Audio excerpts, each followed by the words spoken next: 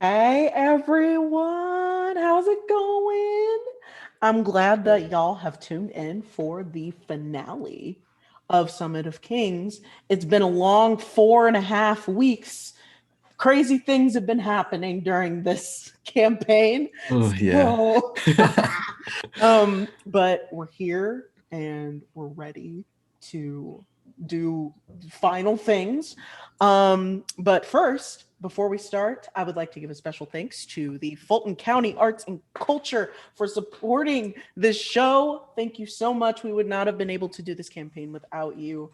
And we really appreciate what you gave to our wonderful producer, Dot, because she is absolutely deserving of it. So thank you so much.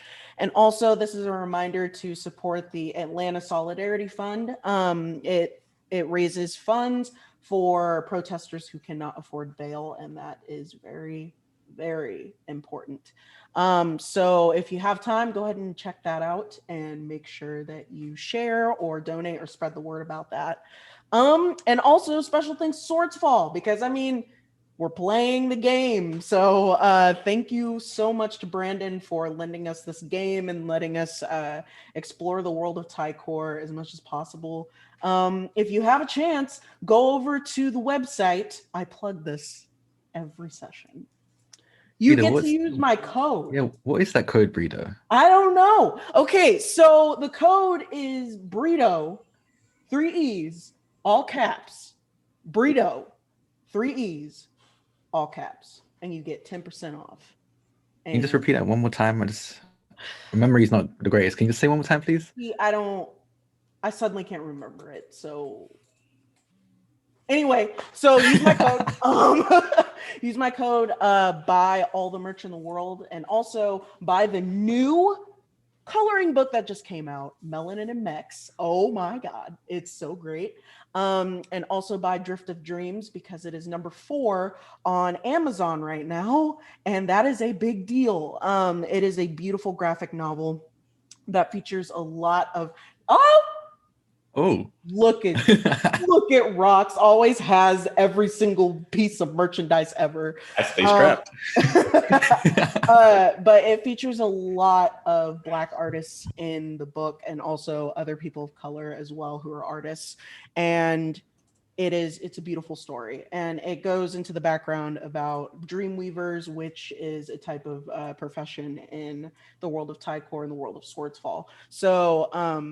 So yeah, please go check that out and buy it. Support Brandon, support Swordsfall, support everything that he does, because he truly is like revolutionizing a lot of things for Black people in TTRPG universe.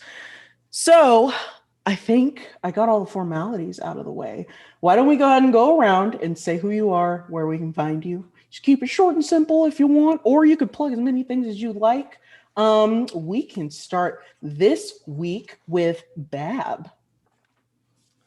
Hey, my name is Bab. I am playing Musu Kuru Kane.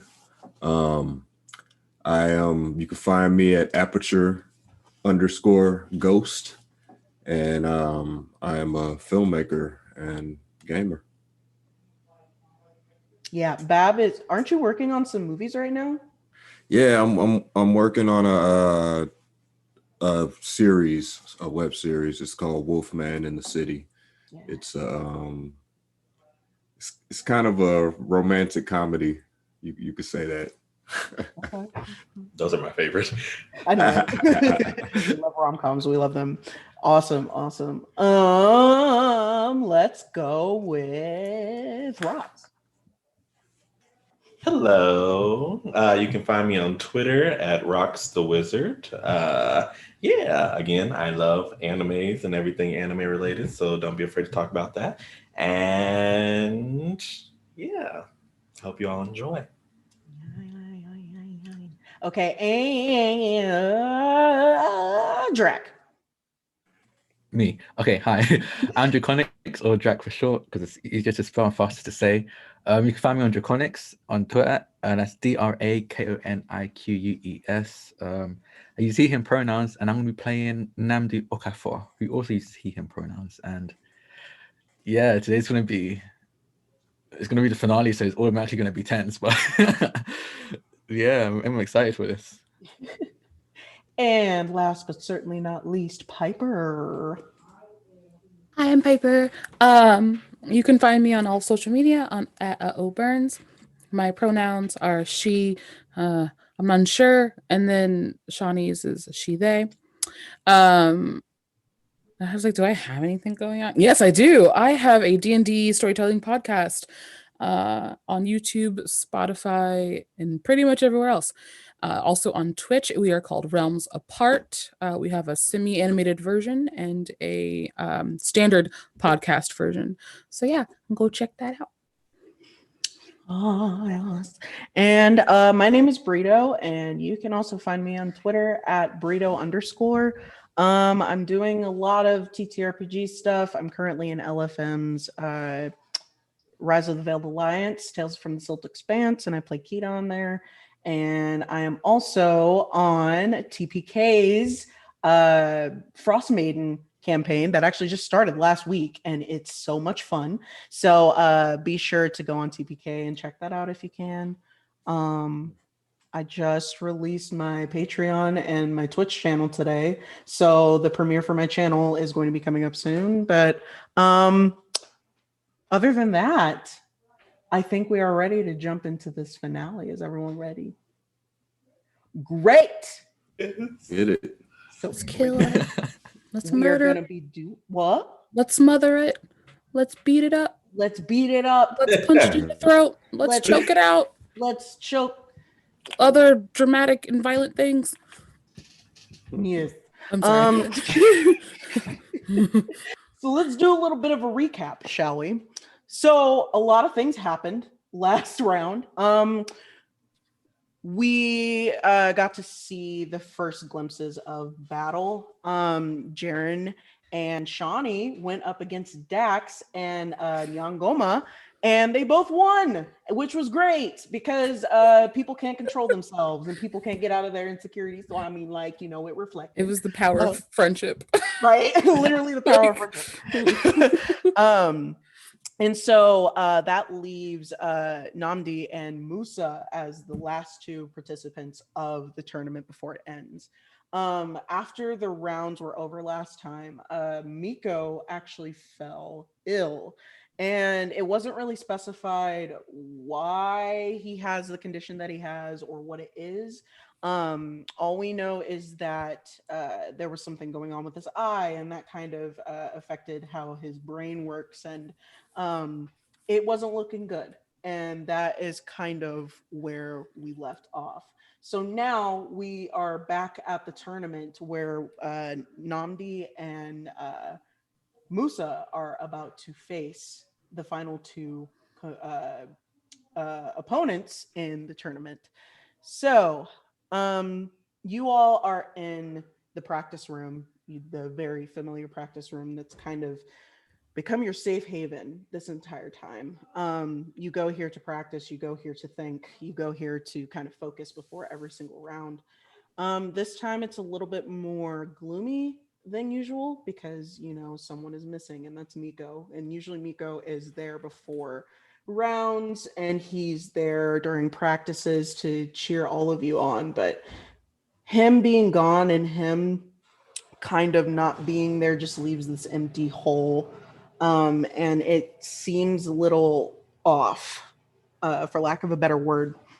But Ella kind of brings all of you in to give you a status on, you know, Miko and what's going on. So you all are sitting in your chairs, and suddenly, you know, the doors open and Ella comes in. Of course, she looks bomb, but the look on her face is one that you haven't really seen before, because usually when you see Ella, you know, she has an energetic aura about her. She's very upbeat, but it seems like all of her energy is kind of gone. So she walks in and she looks at all of you and she's like, "So how are all of you doing?" I'm not really gonna look at her. I'm just gonna like hold my thumb up. Oof. Shawnee's just sad. So she's just like looking at her like a puppy. Just Yeah, I know it's rough, but I actually wanted to talk to you all a little bit more about Miko's condition, what's going on with him, things like that. So, what do you all have any questions, concerns? Are you nervous about anything when it comes to the tournament, or? I mean, I think the only concern I have is, well, we all know. Not really worried about the competition as much right now. Yeah. How is he doing? He's not doing great. In fact, we're trying to determine on if he's going to make it or not right now. it's been a long night. That's where I've been all night. And it's just been a lot of prodding at him and trying to figure out ways around this, what we can do, what our options are, things like that. And we're kind of running up on a stalemate where we don't necessarily know where to go from here. So at this point, it's just a waiting game. Yeah. And I'm sorry that this had to happen in the actual middle of the tournament. So I have decided to take his place as your mentor for the last few rounds that you have. So if you need anything at all, just let me know. And I'll try to kind of split my duties between being MC and also, being a mentor for all of you, because I know how hard this is. Shawnee just kind of poops herself a little bit. She's like, You're going to be our mentor?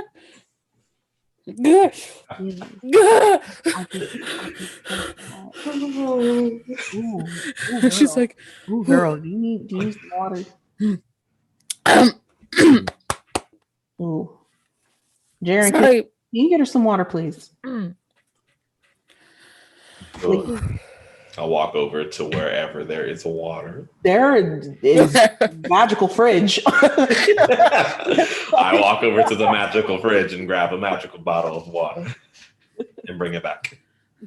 Oof.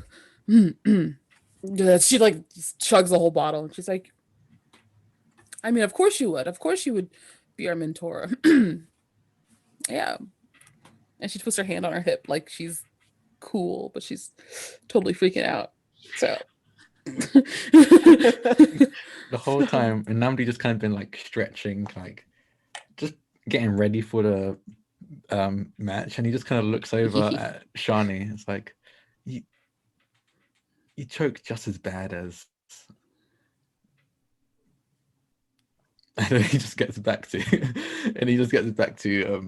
stretching. And Ella's like, what?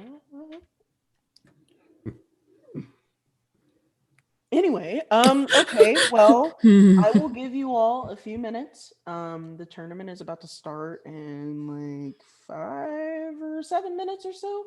I have to go upstairs, but again, page me if you need me. And good luck to you all. And so Ella turns around and, she walks out of the room and she leaves the four of you to yourselves, kind of just to focus or do whatever you want to do, have any last minute conversation before the rounds begin or things like that. all right, so if we're gonna win this thing, I think we gotta keep doing what we're doing, but we gotta strategize a little bit. For instance, I've noticed, at least so far, the other team didn't do teamwork as well as we did. So I think if we keep that up, that might be our greatest strategy. What do you think? I will do anything to win. You act like, helping is a bad thing. No, but if you think that it is best, then I am willing to do it. All right. So Definitely would basically, appreciate the backup. we're going to feature each other's, battle. Cool. All right. We might be able to do this. Okay. Why are you more, and like again, Namdi just like stretching like, ugh, and just staring at Shani like, why are you more nervous than me? Listen, I've played this game before. I've been at this rodeo, and it didn't go as well last time, so I'm a little nervous. It'll be fine. Either way, well, I'm really looking forward to actually have fun with it. So, win or lose, I'm happy. together, I have no doubt that we'll win. You both look pretty strong, so I'm sure you'll both win. Damn, was that a compliment? I'm flattered. It's as much as a compliment as I am able to give. Yeah, no, I know. I'm not gonna try and push for anything more than that. Yeah, I don't think we're gonna get much, even if we did push. But no tea, no shade. I think we're good, right? So all you gotta do is rest up a little bit and get to going. Yeah. Okay. So, as the conversation kind of dies down, suddenly Ella's voice comes over the intercom and she says for Musa and a man named Banji to head up to the stage. So you can hear the crowd outside from the practice room, and it's not as hype as it was considering what happened last time. In fact, they're kind of just containing it a little bit more because they're trying to see what's going to happen. They're anticipating what's going to happen, and they know that with this team that you're up against, it's going to be interesting. It's going to be a party. So, Musa, you go ahead and you walk up to the stage, and it's just as the same as the other night. You all follow him behind, and all of you get up there. And again, the audience is a little less hyped than what it was. The excitement has kind of been sucked out of it, and they're just like what's gonna happen now? It's still loud and people are still cheering, but it's not as energetic as it used to be. So once you all get up there, you see the Achi across from you, and you see the red and black garb that they're in, very striking. And you see all of the familiar faces that you have fought before, and their demeanors look exactly the same. They're completely calm. And Banji actually walks up, and he is a very, very lanky boy. Like he is a noodle. But his sharp features kind of make him look cat-like almost. There's a very common theme with this team. They're very cat-like in how they act, their instincts, the way they fight. And you don't know why. And you've just never seen, people act like this before. It's almost like, is this like a thing for their team, or is this just like you don't know what it is? So he walks up, and the sides of his head are shaved down, and in the middle there are these long dreads that just go down almost to his feet. They're like in the middle of his calves. And he looks at Musa, and he doesn't say anything. Unlike his sister, he just stands there, and he stares down all four of you as if he's taking everything about you in, every single detail. And then suddenly his eyes lock on Musa, and he just stares, and he doesn't say anything. It's almost like disturbing. It's very creepy. And so you hear Ella's voice over the intercom, and she says, "It's time to begin." And even then, he still stands there, and he waits for Musa to make the first move.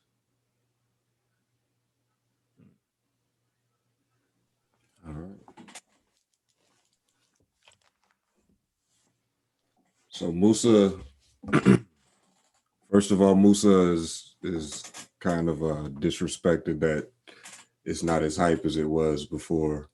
So the first thing he's gonna do is open up the void and let in 1,000,000 hooligans and just get the crowd just hyped up. Just bringing in all the backup right now, and we're gonna hype that crowd up. Yes. Can you roll me a performance? Let's see. Performance. Alright.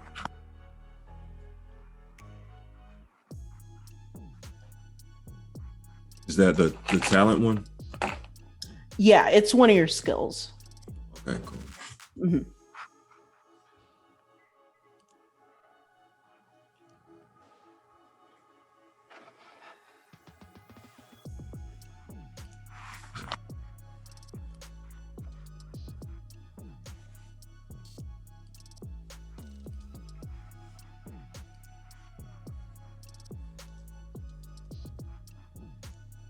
And then knack. So your knack die is going to be 2. Okay.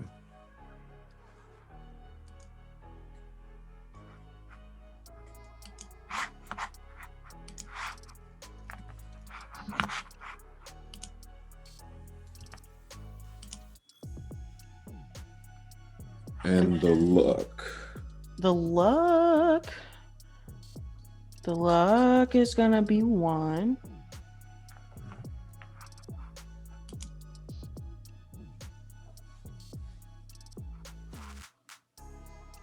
And the difficulty. Difficulty, since it's a pretty big crowd, actually, I'll probably just put it at a 2 because they're not completely dead.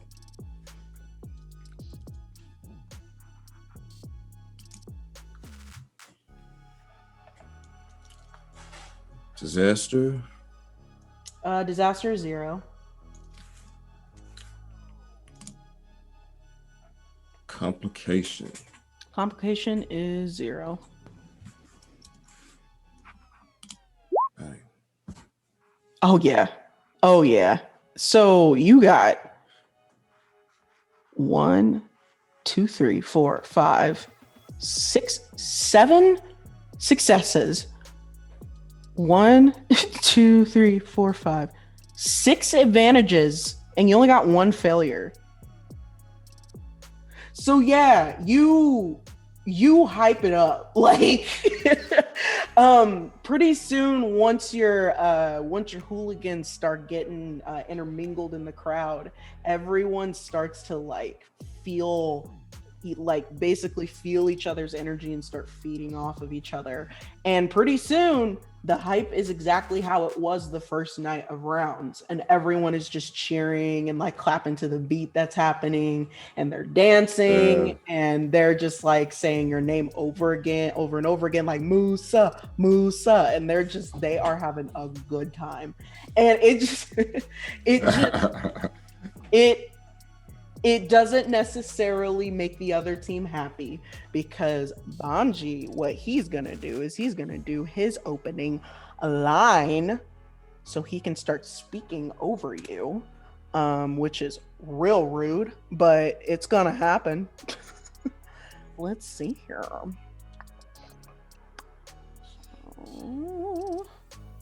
He probably used that.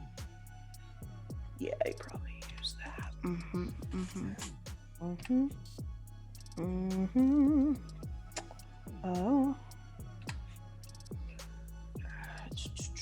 Hey, what is your defense, Musa? The number that's in your defense. 4. Okay. Alright. Oh, we'll see how this goes. Okay, so he's successful. As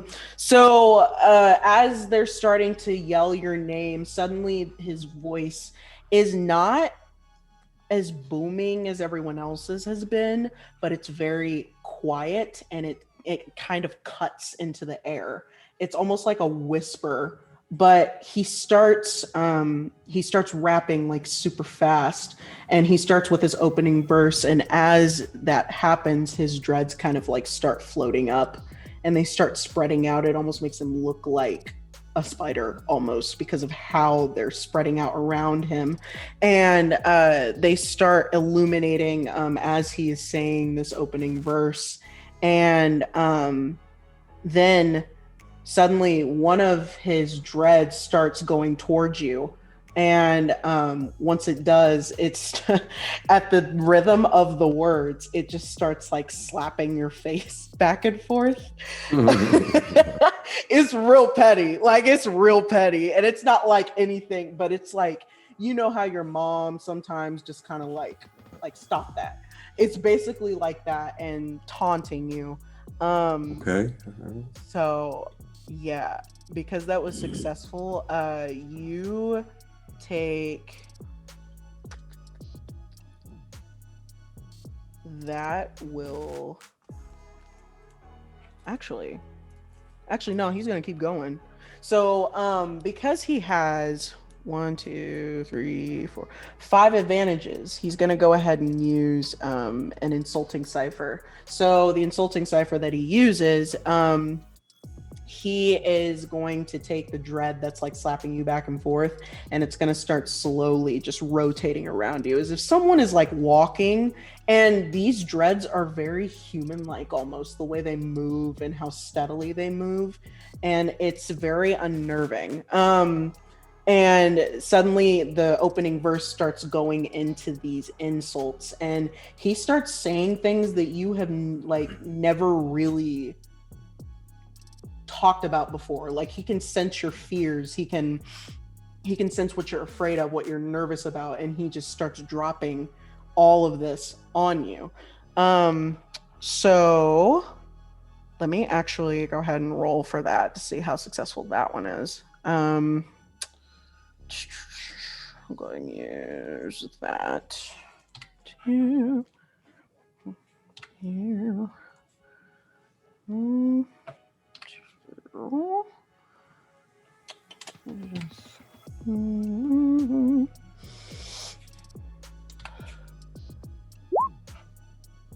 So that was also successful. So you go ahead and take 1 point of damage off of your armor. And the insults just keep caving in on you at this point. So anyone can jump in also, by the way, and seize if they want to. I need to remember what buffs I have. Hold on. Jaren's still like waiting to see how Musa reacts to that before doing anything. Yeah, Musa can also react too, like, because he could keep going. He has like 2 more advantages left. So, I mean, okay, I think Shawnee's gonna jump in here. She's gonna try to jump in with her own insulting cipher. Okay. Actually, might need your help again because I think I forgot how to do the roll. Oh, you're good. Let's see. That's me. I was like, I don't want to describe it and then it fails. I want to describe it as it fails or passes. So give me a second. Good, homie. Let me open up your character sheet. Yes. All right.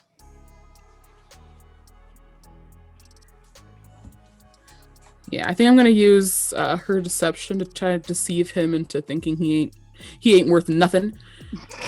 Okay. Let's see here. Deception. So you're going to put 1 in talent dice. Awesome. And then 2 in knack. Sweet. And then 3 in luck. And then what's the difficulty, would you say here? Since he was successful, probably a 3. 3, okay. No disaster dice. And then his armor is 3 for the complication.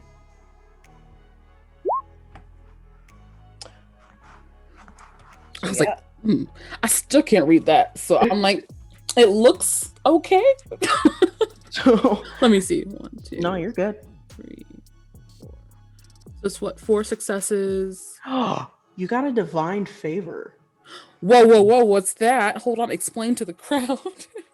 Divine favor is like a crit success. Yeah. Whenever you have a divine favor, it's a good thing. So how do you want to do this cipher? Explain to me how this divine goddess person does this.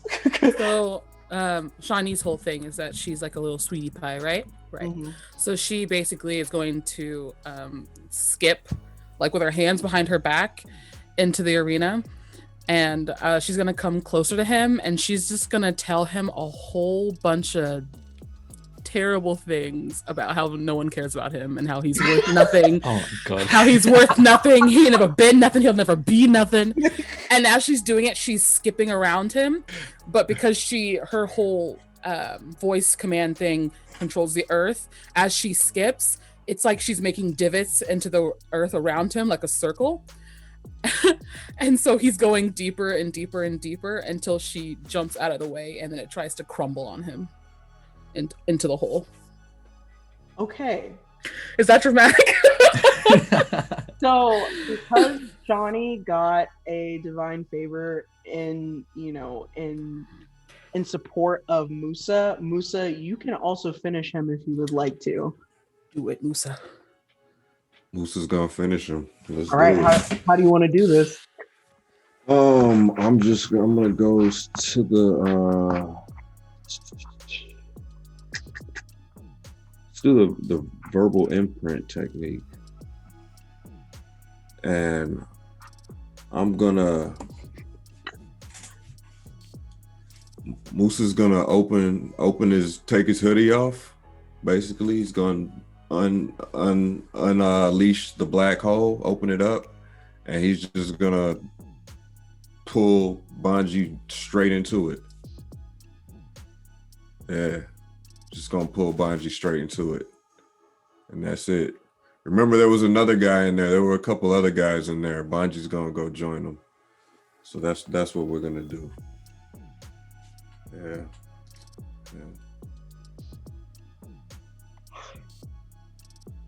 So as Banji's body disappears into this dark, abysmal black hole, everyone in the crowd goes silent.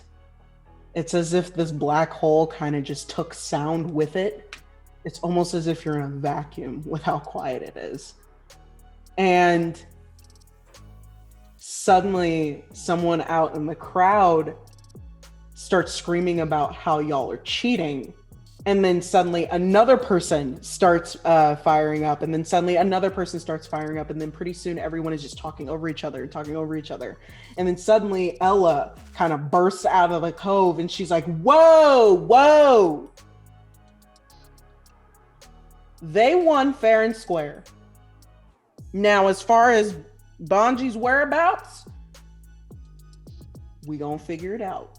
But until then,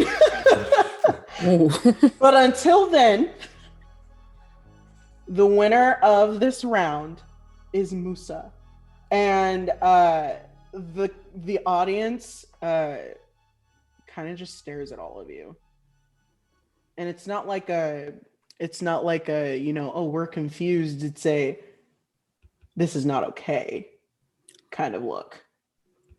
And as Ella turns around, she kind of gives all of you a look, especially you, Musa, and it's not a good one. But she keeps walking. And pretty soon there's a little break, a little hiatus between that round and Namdi's round. So all of you are back in the practice room after that.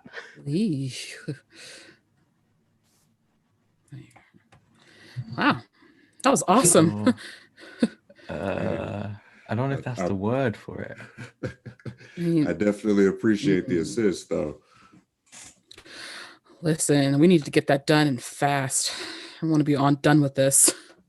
Yeah. Good work out there. It was very impressive. We did good. We killed it. I mean, So, you kind of actually killed it, huh? so when you say that, the door bursts open and you just hear these heels just, and she's like, "What was that?" Don't all speak at once. I wish I could tell you. I have no clue. I'm not even looking at her. Ooh, I have no idea. Musa, would you like to? I thought it was a great match. So you devour your opponent into a black hole. Yeah, I mean that's usually where I put my opponents.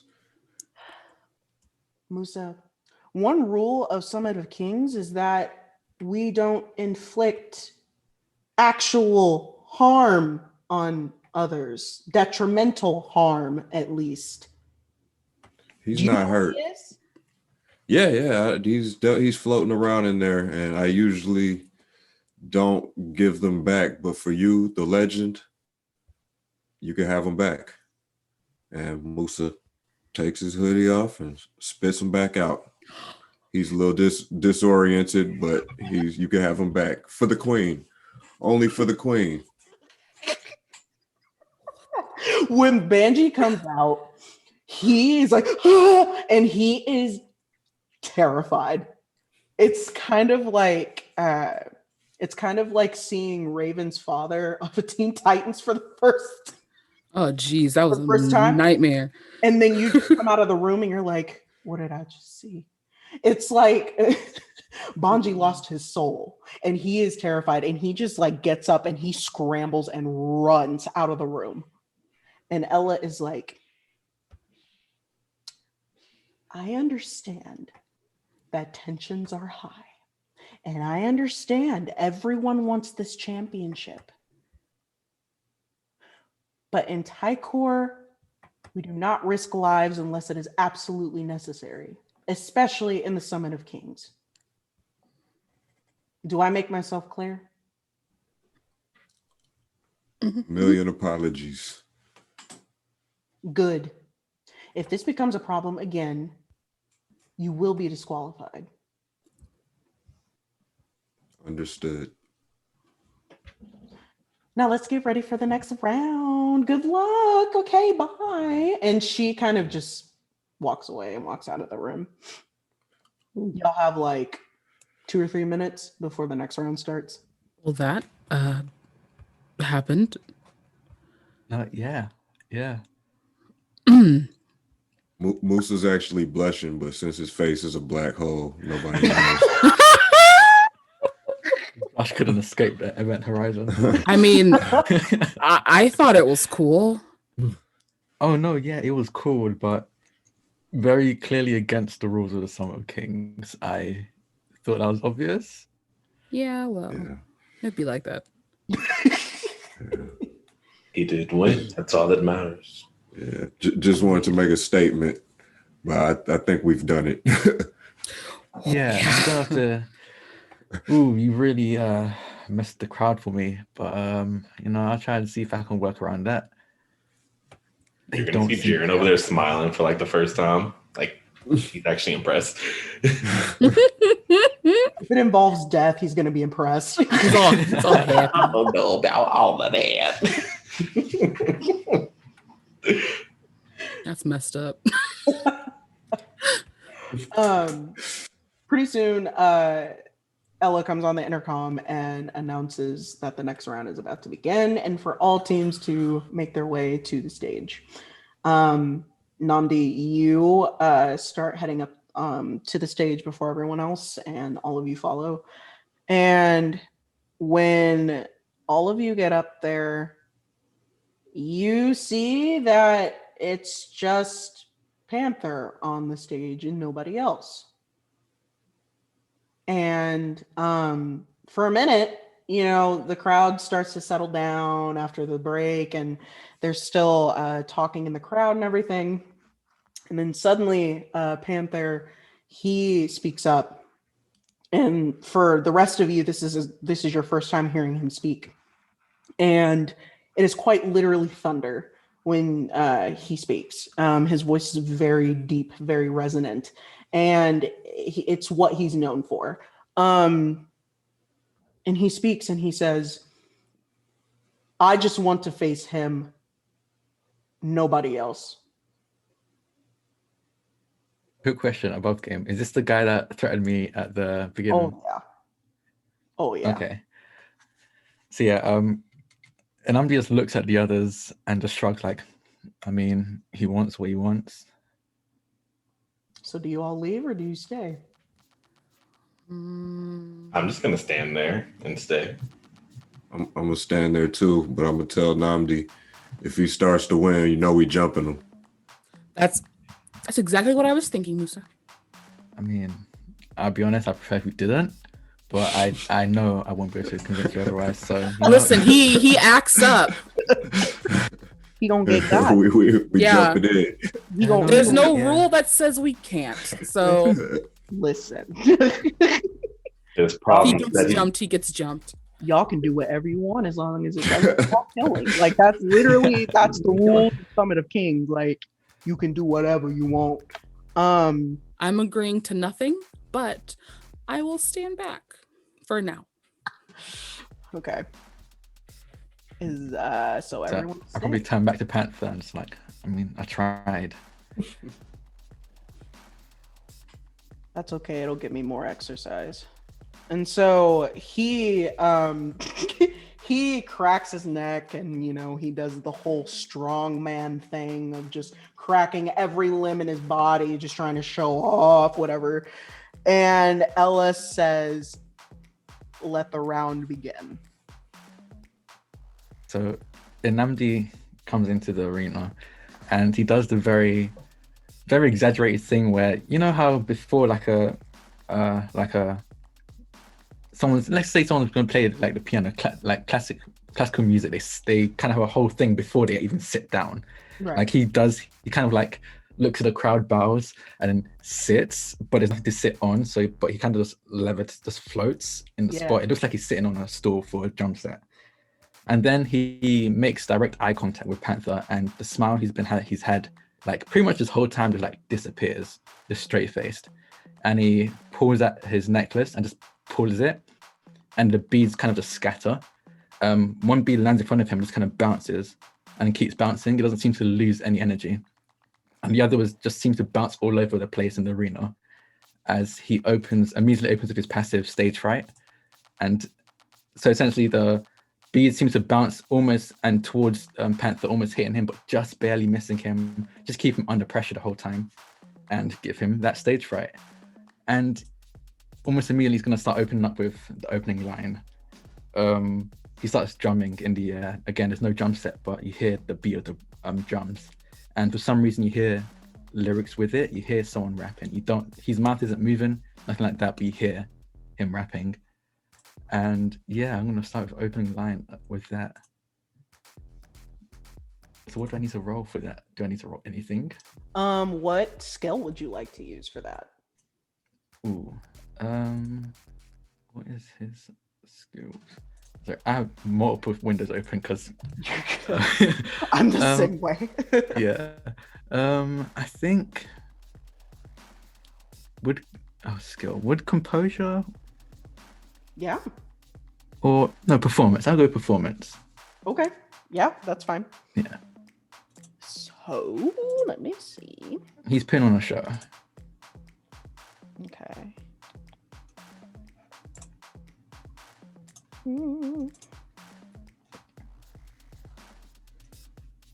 Okay.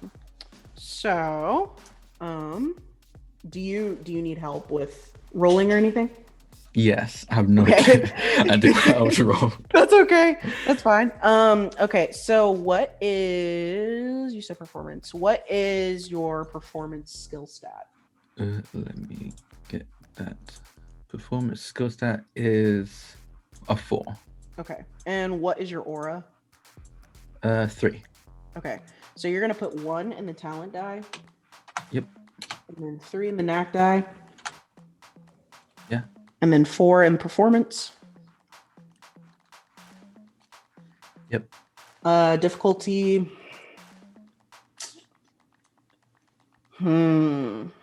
Three. Difficulty's a 3, definitely. Yeah. And there's no disaster die. And then complication, his armor is 5. Ooh. Ew.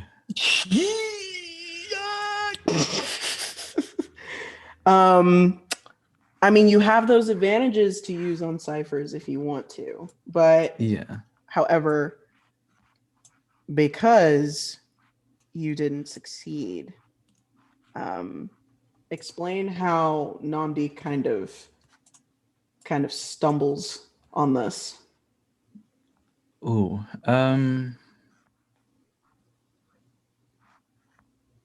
Oh, that's a okay. I think as he's drumming, he's again speeding up. Like Mhm. his whole thing is that kind of speeds up and heats up as well. Like physically starts heating up.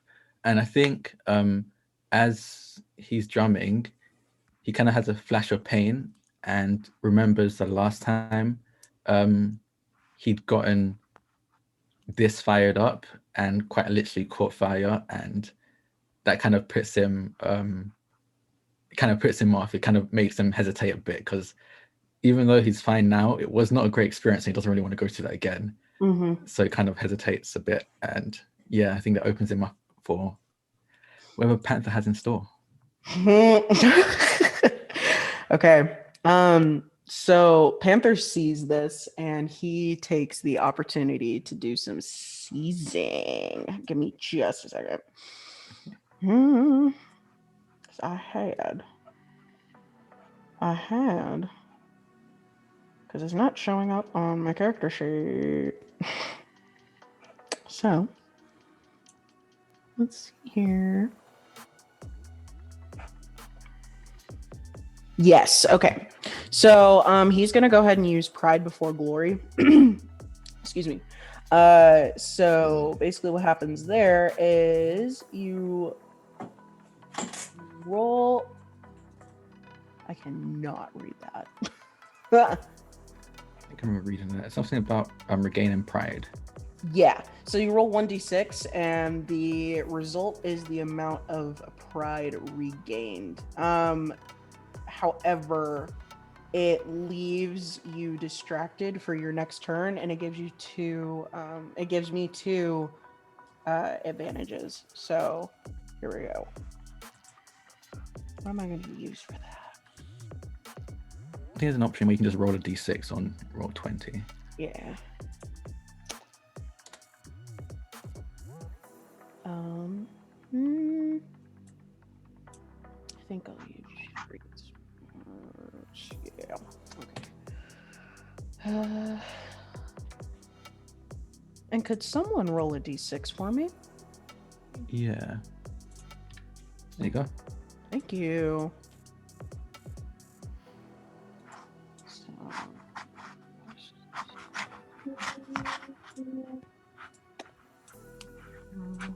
What is your armor? Not high, I don't think. I can't remember. My armor is 3. Okay. So I have a divine. Ooh, I have a divine favor. Ooh. So, when Panther sees this, he gives a bellowing laugh.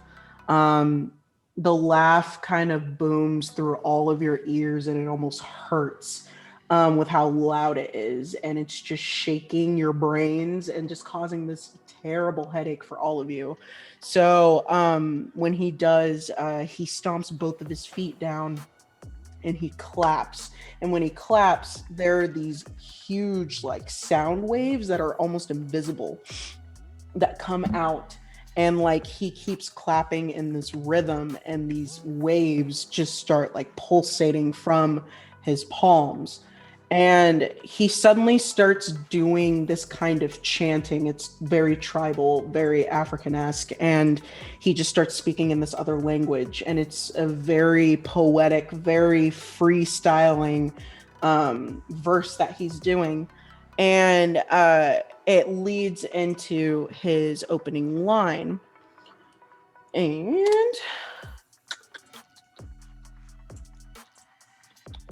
let's see. So,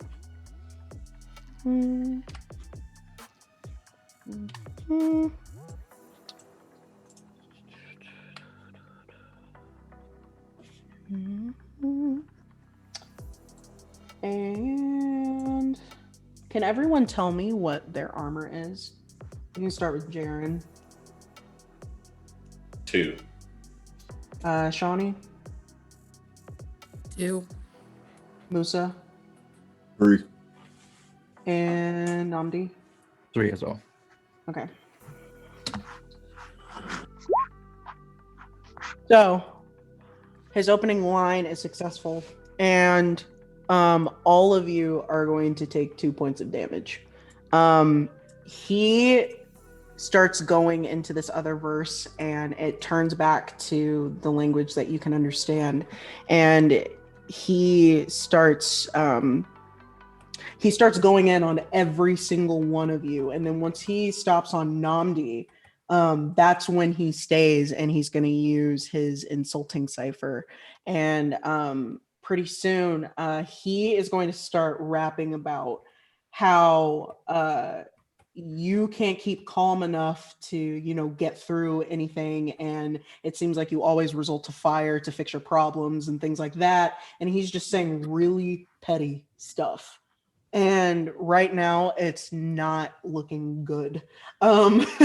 So he's just gonna start in, and he's just going, and his voice is like so loud. You know how you hear those cars that have like the huge subs in the back and you can't really understand? That's literally how it sounds right now. It's very deafening. Okay, can other people jump in now? Yeah. Because he's over here like, oh, I want to just fight you, and then he gets all of us. No. All right, so let me see here. Jared, I'm looking at Jared. I'm making eye contact with Jared because Jared. He's mad right now. We gotta. Are we allowed to like role play during the battle? Oh, absolutely. Yeah. You two. She like points at Musa and Jaren, and she goes, "Let's go." That's really all he needed to hear, and he just lunges forward, and he does his opening line actually. Oh, okay. Because he mad. He He mad, boy. Right? How you gonna say you want to fight one person and fight all of us? Fine. Y'all decided I to mean, stay. he I'm did just exactly. saying. He quite literally was like, "Hey, you guys leave." Like, you didn't. I said. I said I was gave y'all watching. an out. I gave y'all an out. Watching. I gave y'all an out. It ain't my fault. These are raggedy. On cops. Like, ooh, survival. Can I pre-say that while he jumped, Shawnee also jumped, but she has not acted yet. So it's like one of those cool anime like things in the air. I will say and they that flash the away, moment, and then the they come moment back. Jaren gets into like Namdi's line of sight, like Namdi's pissed, but not pissed at Panther, pissed at you guys for jumping in. So he's just like, I thought she wanted to have fun. yeah, I could do it myself. What's the difficulty? Namdi just does the. Nani? Oh man. Yeah, All right, Rox, what'd you say? The difficulty. His armor's 5. So, difficulty? Oh, probably like a 3. Okay. Yes. 5.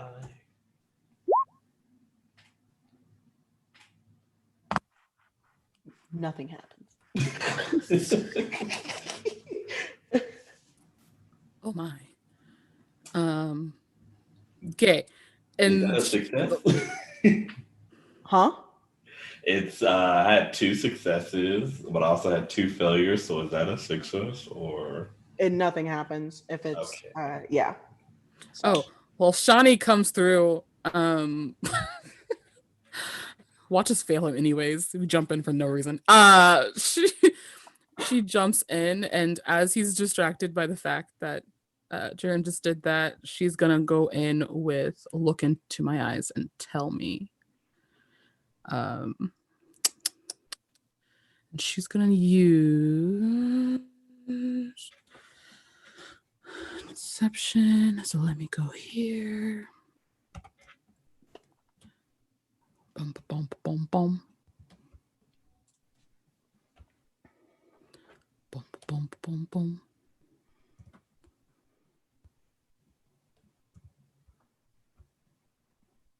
Difficulty? 3.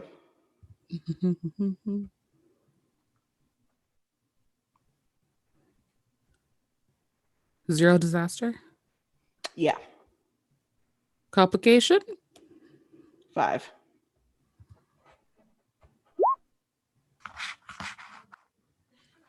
I still can't read that. I mean, it fails. Yeah, it looks bad, so I'm going to Ugh. assume it's bad. That's man. bad. And Namdi just sighs like, You know what, Namdi, we're trying. I truly think it's that armor. That Oh yeah, it is. is- yeah. Yeah. You said 5, and I was like, oh, it's over, boys. We'll get him next time, lads. Yeah. All right. Well, Musa is going to take his turn, jumping in too. You know, everybody's not going to jump in, and Musa's not going to just stand there and watch. So Musa and 808 are going to jump in with the, opening line. And actually 808 is just going to start dropping heavy bass, because that's what he does. So he's combating bass with bass. We're fighting bass with bass, baby.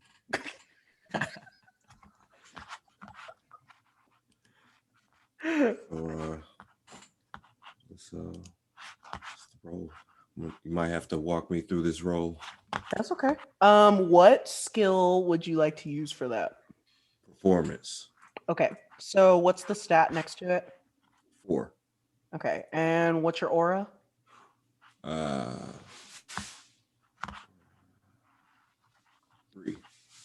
Okay. So there's going to be 1 talent dice,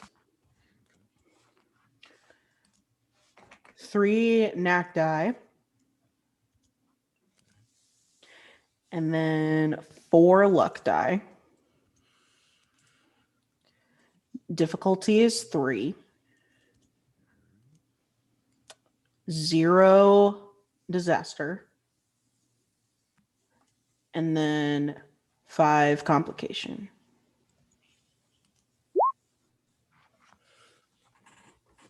So nothing happens. We really ran in here. Y'all really Nothing. did. I gave you an out. They really did. I said, here's the hook. Take this is Why? great. This is great. Okay. Well, I mean, all can right. I move? Can I take an action when I see all of this happening? Go for it. Oh god. So what can I do with advantages? So you can use ciphers. You can spend them on, I think, exploits too, if you have any. Okay. Which I'm not sure. We I don't have time to think get I any. have. Yeah. But yeah. I'm gonna use on a insulting cipher. Okay. So how many can I do with that? I'm very confused. How many advantages did you? I think I got 4 or 5. Okay, so depending on which cipher you want to use, what rank is bold cipher? I'm gonna use insulting, but bold cipher is rank 3. Insulting. Yeah, Sorry. insulting cipher is rank 1. Okay. Does it say how much it costs at all? It doesn't say a cost. Okay, then I think that's one that you can just use. Okay. Yeah. How many levels of that am I allowed to use? You can use the amount of advantages that you have. Okay. So, Yeah. I'm gonna use 3 insulting ciphers and two morning ciphers as he tries to compose himself, and instead he first rebuttals with how with an insulting cipher of how Panther said that he uses flames to solve his problems, and then uses the morning cipher to actually explain why he hesitated, as he explains the story of how he caught on fire, how the pain and everything he went through when it happened. Mhm. And yeah, I'm gonna do that. I think that's gonna be composure. Okay.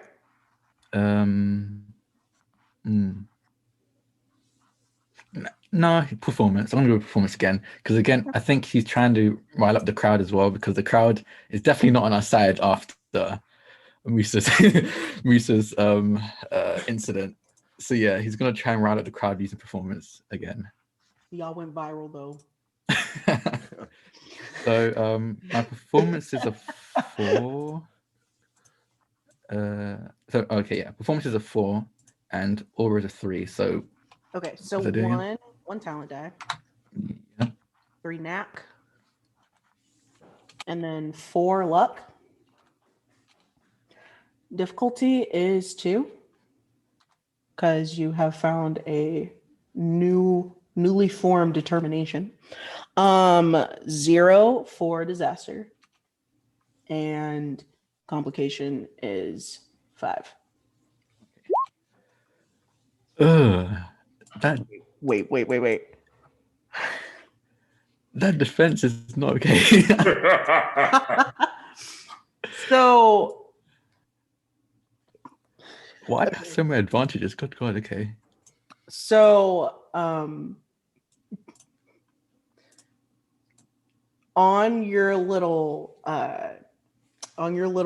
wristwatches, there's a little beep, and on there is a little icon that kind of looks a little bit like Miko. It's a little brown head, and it has like a little green eye, and it has his dreads, and it looks very cartoony.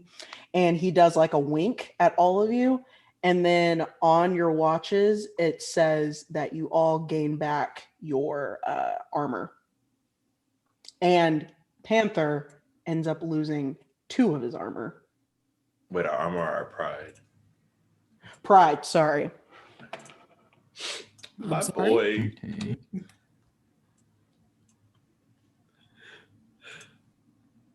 Huh? What? We just okay. I'm still Hey. very confused.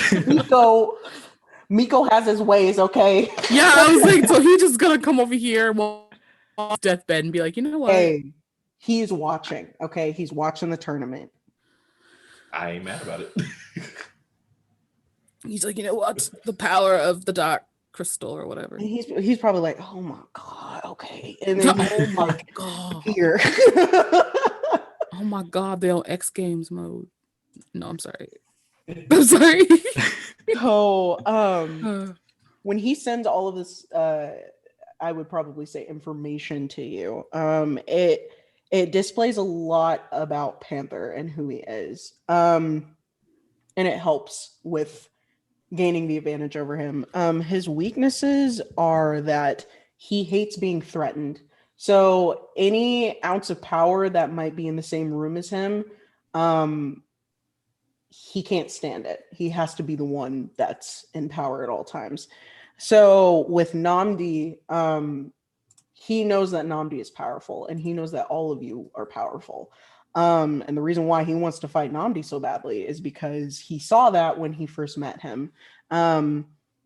But now he's kind of seeing that the rest of you also, having met you now, all the rest of you can very well beat him. And he's genuinely terrified of that. So on your next turns, each of you get 2 advantages to use at your expense. So Panther doesn't know what's happening. So he's just standing there, and he has this smug look on his face as he's looking at all of you. And he's waiting. And he's not even taking turns anymore. This is a game to him, and he's not taking it seriously. So he's just waiting. If he's waiting, I'm going back in with that opening line. He's like, let me Go try ahead and it. Go ahead and wait. I'm going to use my composure this time. Okay. On composure. I'm going to show his butt up. What is composure cutting?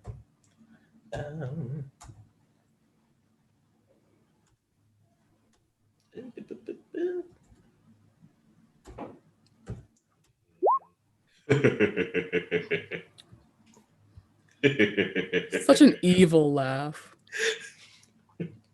Wow. Wow. Wow. I'm telling you. Wow. Who is this guy? Who is this man? He is you. Sorry, that's a whole meme. Okay, Shawnee is gonna once again jump in here. She's gonna go in. Yeah, you know what? She's like, oh, this worked the last time. I'm gonna do it again. So she's gonna go back in with her insulting cipher. Okay. See here. Bum, bum, bum. This music slaps. Okay. And tell me again how to get to talent die. I don't need you to do it. I just need to know how to get it again. Is it the difference? The difference. So, yeah. Perfect. Mm-hmm. Awesome.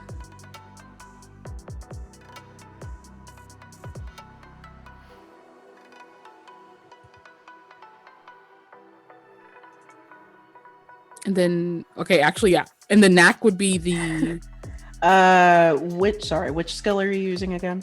deception. Deception. Okay. Deception. What is the stat for that? Let me go back to my sheet. It's cunning. 3. And it's a cunning, so What's your cunning? 2. So So 1 would go in talent die. 2 would go in knack die. And then 3 would go in luck die. oh, I was right this whole time. Okay. Difficulty? Difficulty, definitely 2. Bum, bum, bum, bum, bum, bum. Dun, dun, dun, dun. 0 disaster, I'm assuming. And then 3 complication because his pride went down. Oh, Another one? I mean, wait, no, you got it. Yeah, succeeded. you got it. Succeeded, yeah. No. Define yeah. favor. Divine favor. Again, I got. That's what I was like. Killing Another it one? today. So I'm gonna go ahead and okay. All right. Okay. So Shawnee, since you have divine favor yet again. Not hands. He said, "Catch these hands." Oh my God. Are these words? I should say. How do you want to do your divine favor? So she wants to jump back in. Well, no, you know what? We're gonna take this anime style. So she's going to Naruto run over to him, and she's gonna start this just very crude verse that I cannot say on this stream, right? But as she's rapping and going ahead, suddenly her voice changes and it goes into her whole like metal screamo thing that she does, and it actually like goes through and separates the ground and cracks, and then it just pulls apart, and then it just stops right as it gets to the arena so that the people don't die.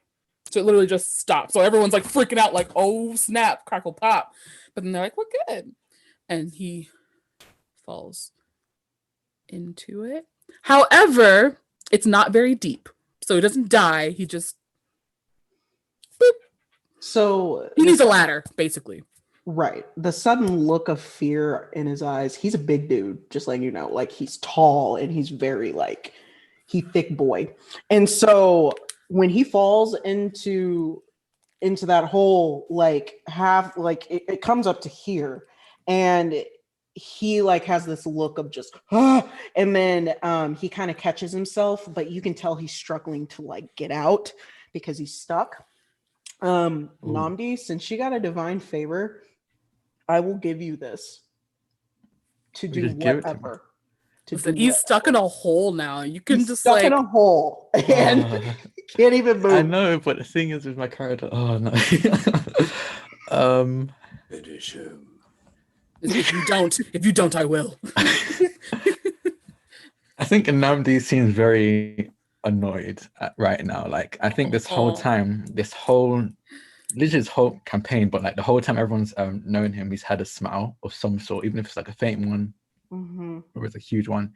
He hasn't even had a straight face until this match, and I think he's a little bit pissed off with everyone that they jumped in. And seeing Panther in this predicament, I think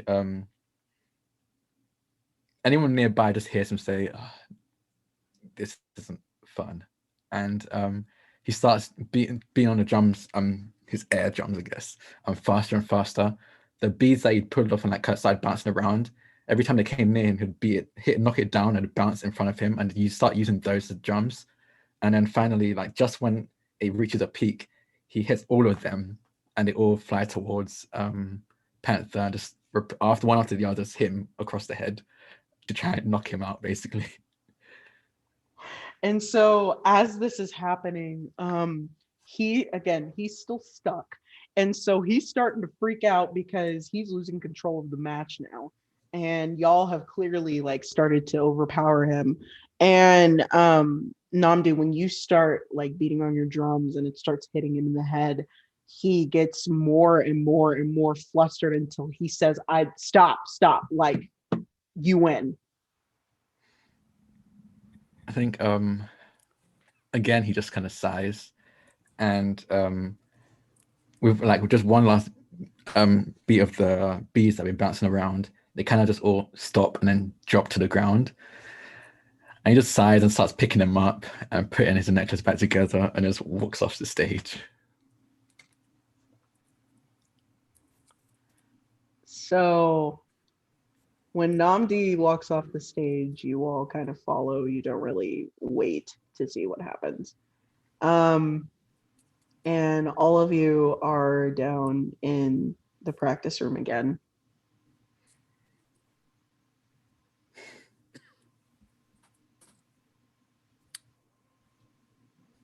Well, Good work out there, everybody.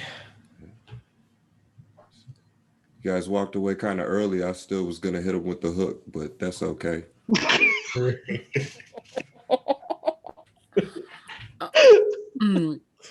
Shawnee just kind of shifts uncomfortably because she can tell that Omni's not here for it. Yeah, he's just sitting like in the corner, just silent. Oh God. Darren's gonna turn over towards Namdi. Mhm. Good job on your win today. Yeah. Are you not satisfied? No. Not even in the slightest. But you won.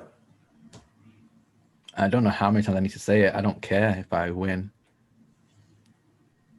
Winning is nice, but not exactly what I'm here for. So you didn't have fun? No. It was getting interesting, and then everybody jumped in.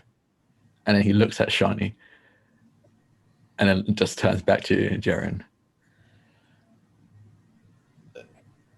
I thought you guys wanted to work together. I thought that would make this fun for you. Yes, but he didn't have anyone. He wanted the one-on-one, and I'll be honest, I kind of wanted it too.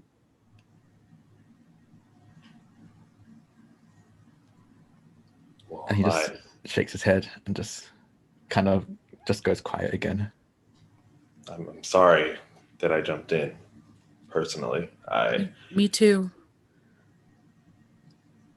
did not want to take that one away from you.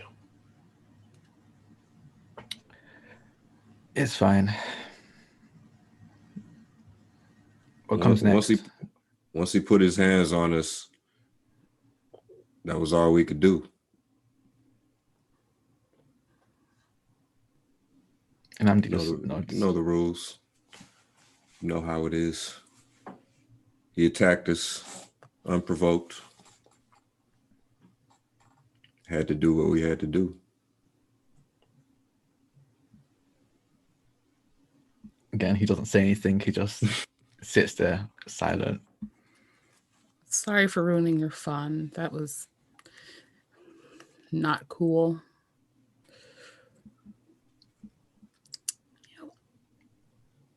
Is there anything after this? Is there another match? Right when you say that, door comes open and Ella's like, "Good job, everyone. That was teamwork. Yes, yes. I'm so proud of all of you, especially you, Namdi. That was wonderful. That was excellent. Absolutely excellent. Shawnee, you broke the stage.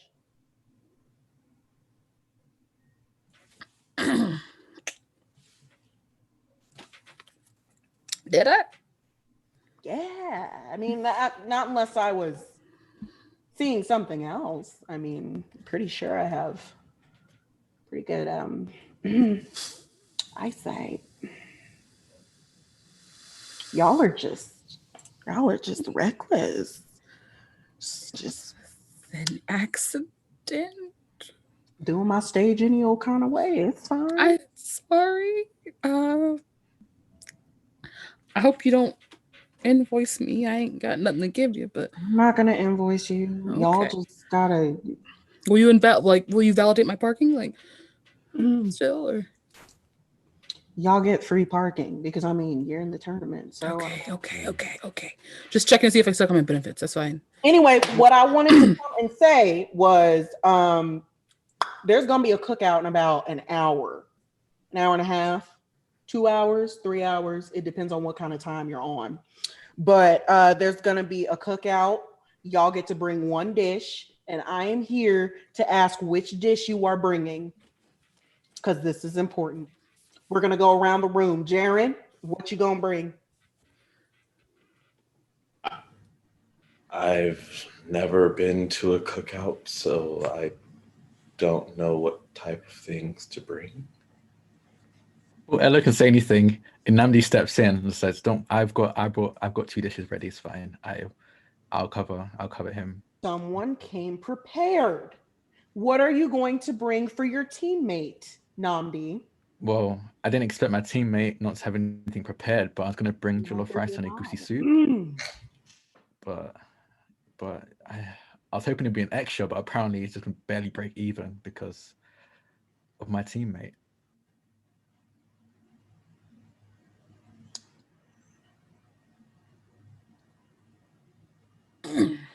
Anyway, so Jaren, it looks like you're covered. Okay. Shawnee, what are you gonna bring? Potato salad.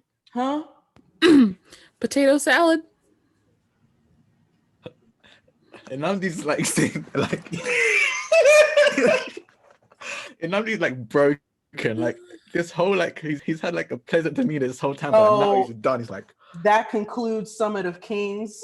Oh, y'all have never had good potato salad. Shawnee looks around and she's like, "You have never had good potato salad. Okay, this is some good potato salad." She like flips one of her locks on her face. Shawnee, what size is the bowl? Is the dish that you're bringing? Well, I can't carry it myself. I might need. You should probably make it a personal dish. Yeah.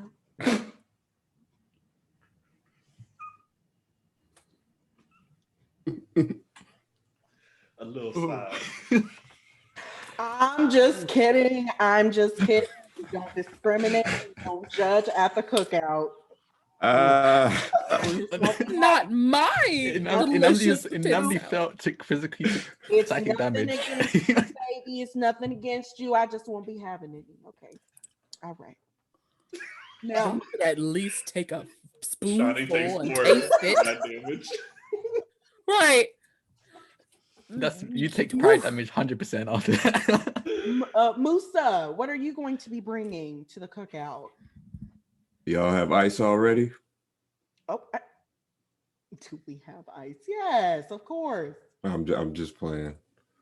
Moose is bringing brown liquor.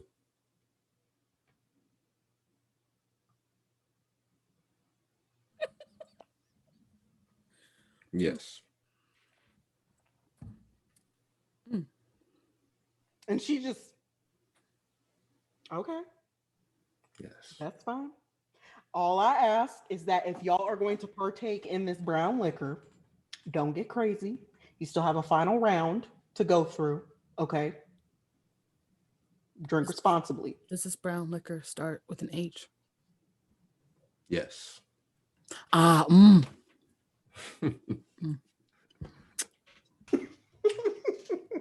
Okay. So y'all can go home, freshen up, and get the battle funk off of y'all, and then y'all can be at the cookout. Okay. It's gonna be in the back of this building. There's like the open field that we go over there and do our thing and stuff. Okay. Does anyone have any questions, comments, concerns about the cookout?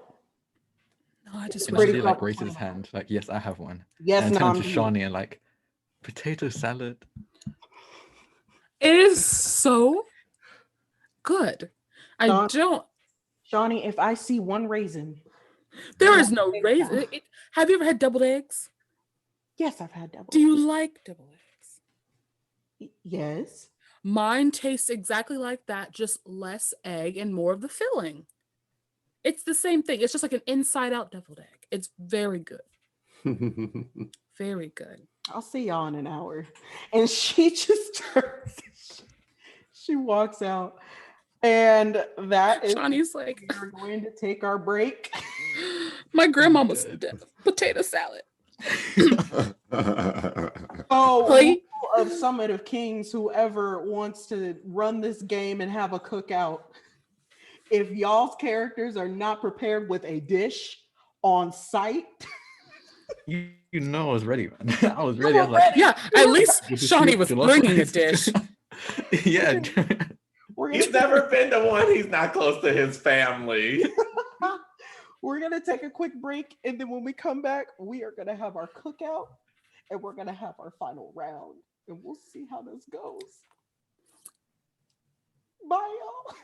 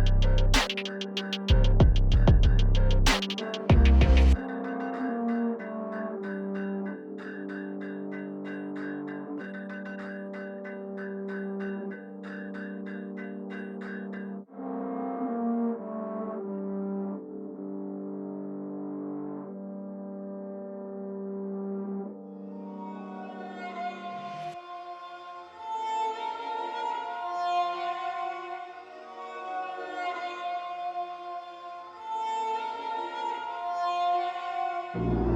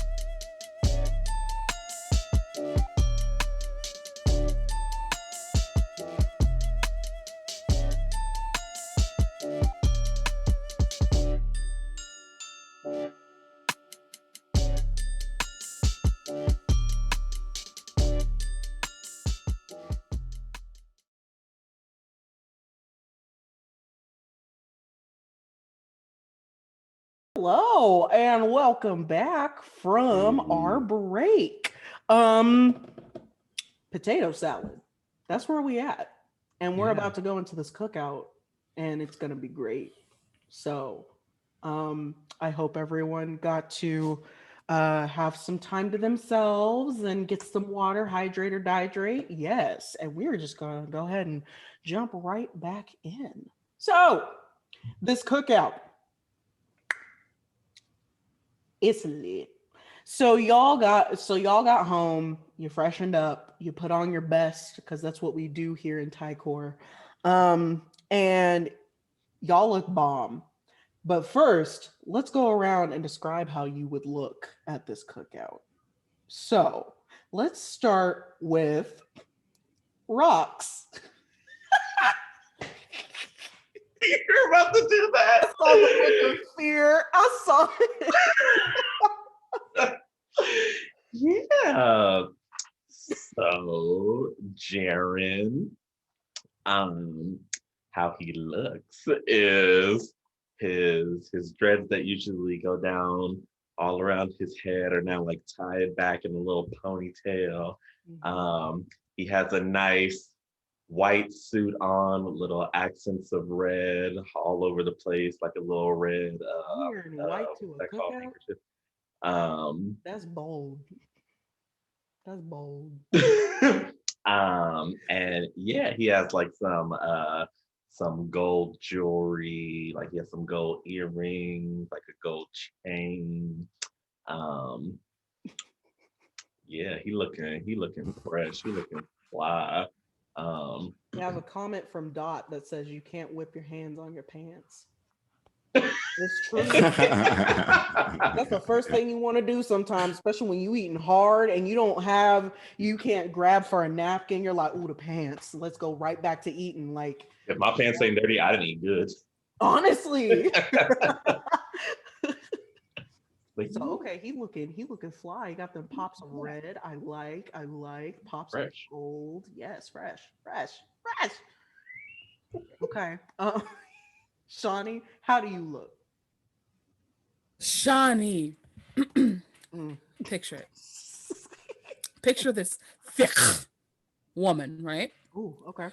And she has this black and silver embroidered corset. Right.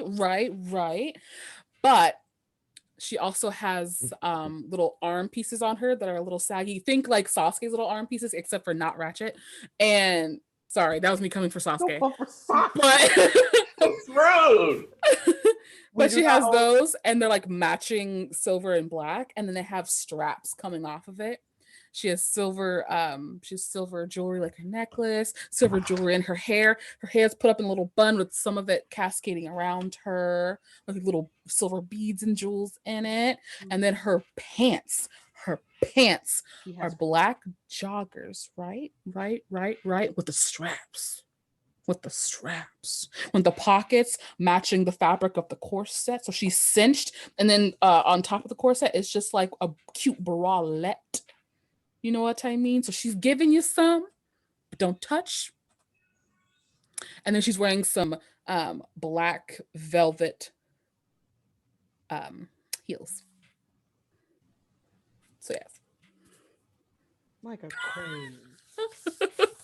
What I want to look like, basically. Yes. Yes. Yes. Yes. Oh. So anyway, she's stunned. So All right, Musa, how do you look? Musa's wearing an all white robe. What's up with white, y'all? Yeah, There's gonna be all kinds of food and barbecue. that's how we do it. You know, Y'all You are gotta pay- cold. you gotta pay the cost. You gotta pay the cost. So yeah, Musa's got an all white robe. He's got his gold chains on. He's got his gold rings, and he's got a white do-rag over the black hole instead of his normal hoodie. You know, now he's got a do-rag on the black hole. Okay. Yeah. Okay, Musa. Wait. Yes. And 808 showed up with some leather sandals on and a short suit, you know, one of those short suits and with the button up because he's gonna work the grill. So he had to come with the leather sandals. Hey. My boy. Hey. So And he got- 808, Yeah. you know how 808 do. Hey, you know how you do. You know how you be. I just want to spin off. I just want to spin off with the series of 808. I just want to follow 808 story. That's all I really care about, I'll be honest. Honestly, just about 808. That's it. You know, so 808 showed up looking like your favorite uncle, basically. I could see him having those brown uncle sandals on. Yeah, he got the leather sandals, shirt unbuttoned with the gold chain. You know? With the jean shorts and the tube socks. Oh, Yeah, you but know, you- what you you know know it's is about- you know his barbecue's You know gonna be it's about fire to though. taste good. Exactly. Oh, yeah. Exactly. You know it's about to taste good. Oh, he's about to throw down. I'm excited. I'm excited.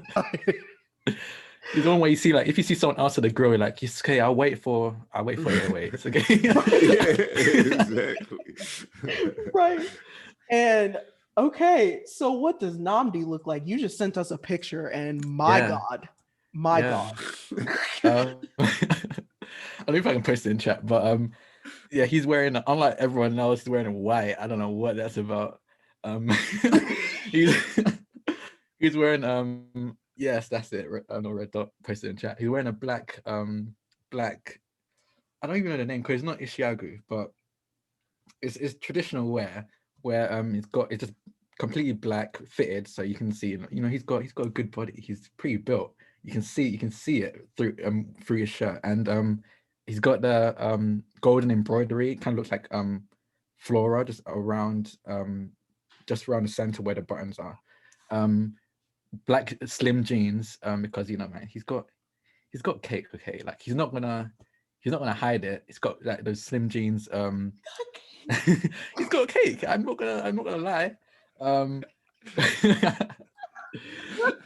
Just the most shiniest black shoes. Like, you don't understand what he's shining them with. It doesn't make sense. And a cane with a golden head on it. I think if anyone's seen him use that cane before, it also doubles as a set of drumsticks. You can break them apart and be a set of drumsticks. But right now, he's coming to stun on everyone, and he's looking fresh. He's got a chieftaincy hat as well.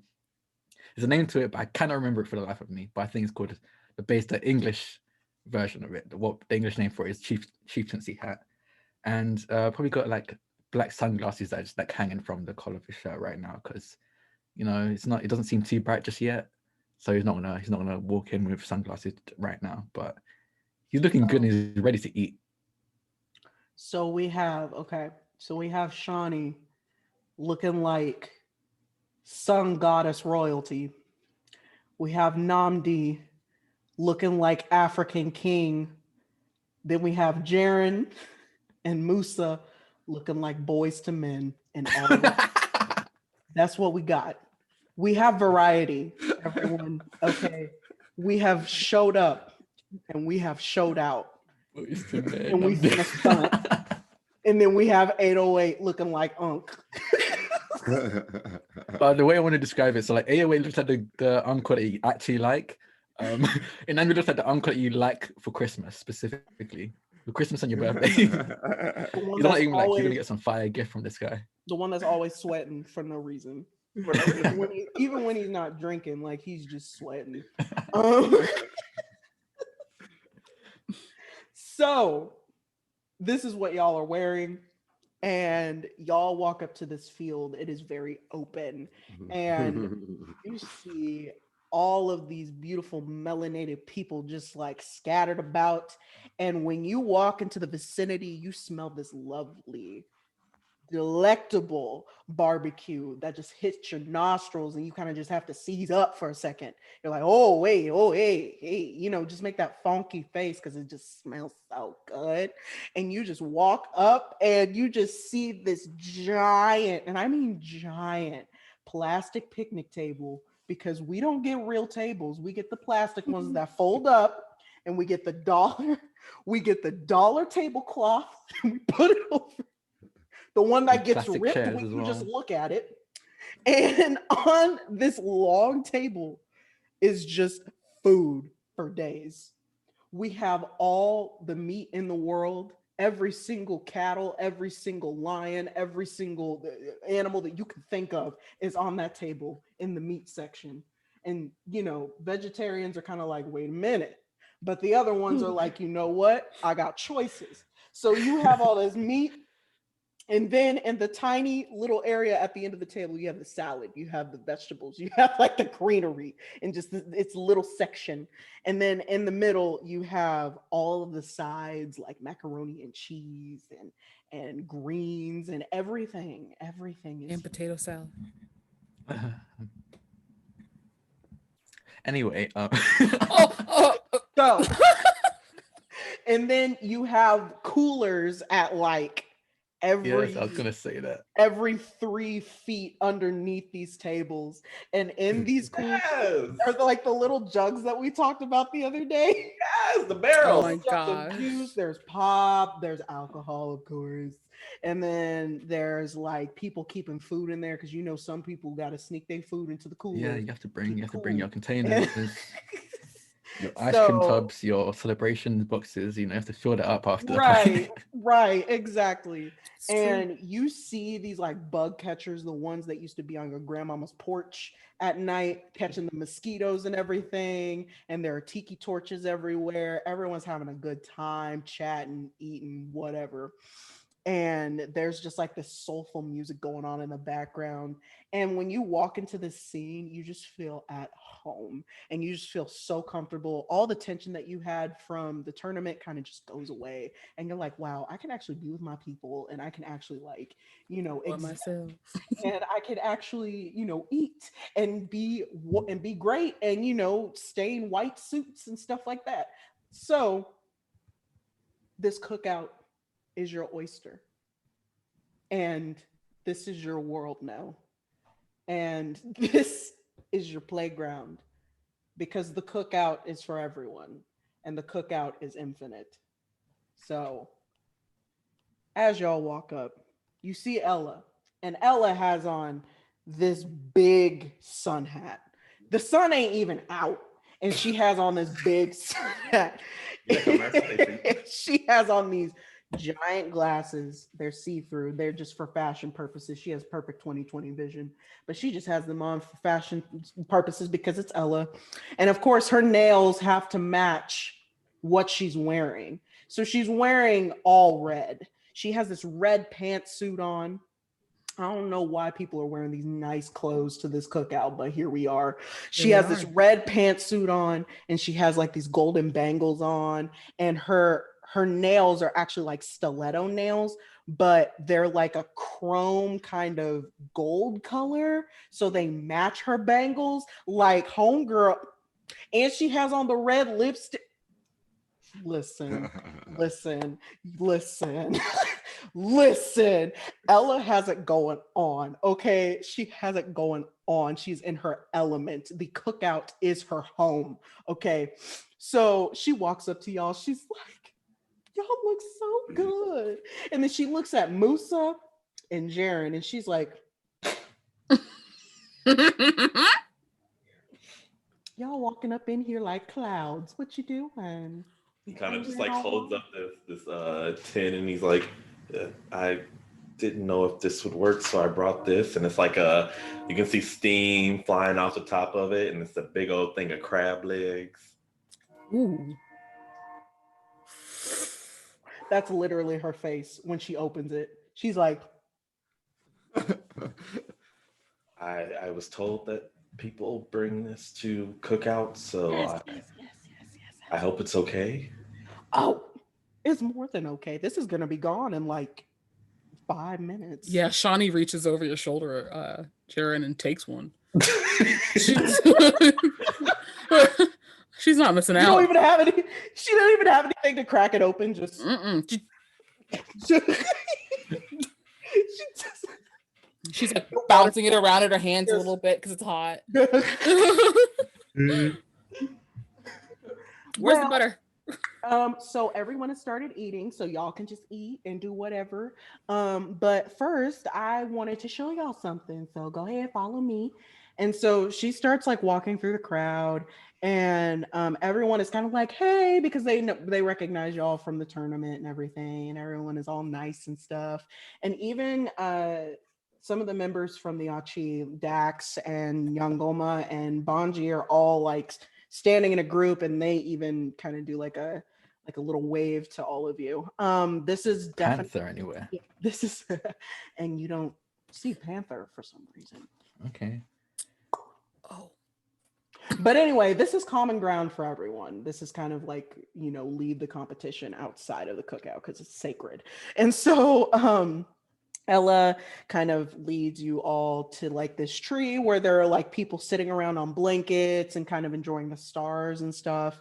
And just a little ahead, you see Miko sitting on a blanket, and he's just kind of stargazing. And Ella, I'm gonna nudge Shawnee like.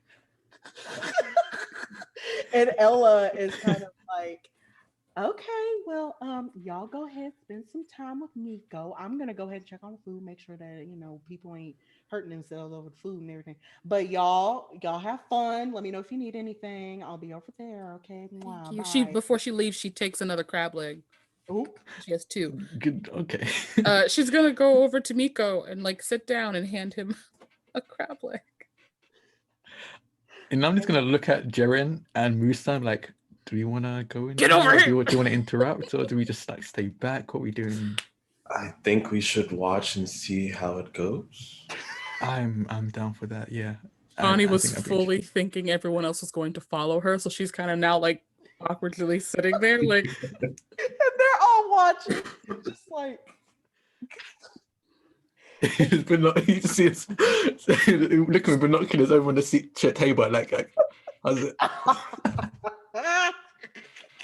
And she's just like, all right, I don't know where they went. Everyone knows black people are nosy. Anyway, so here's a crab leg. Oh, thanks. And he takes it, and he's like, so, I saw the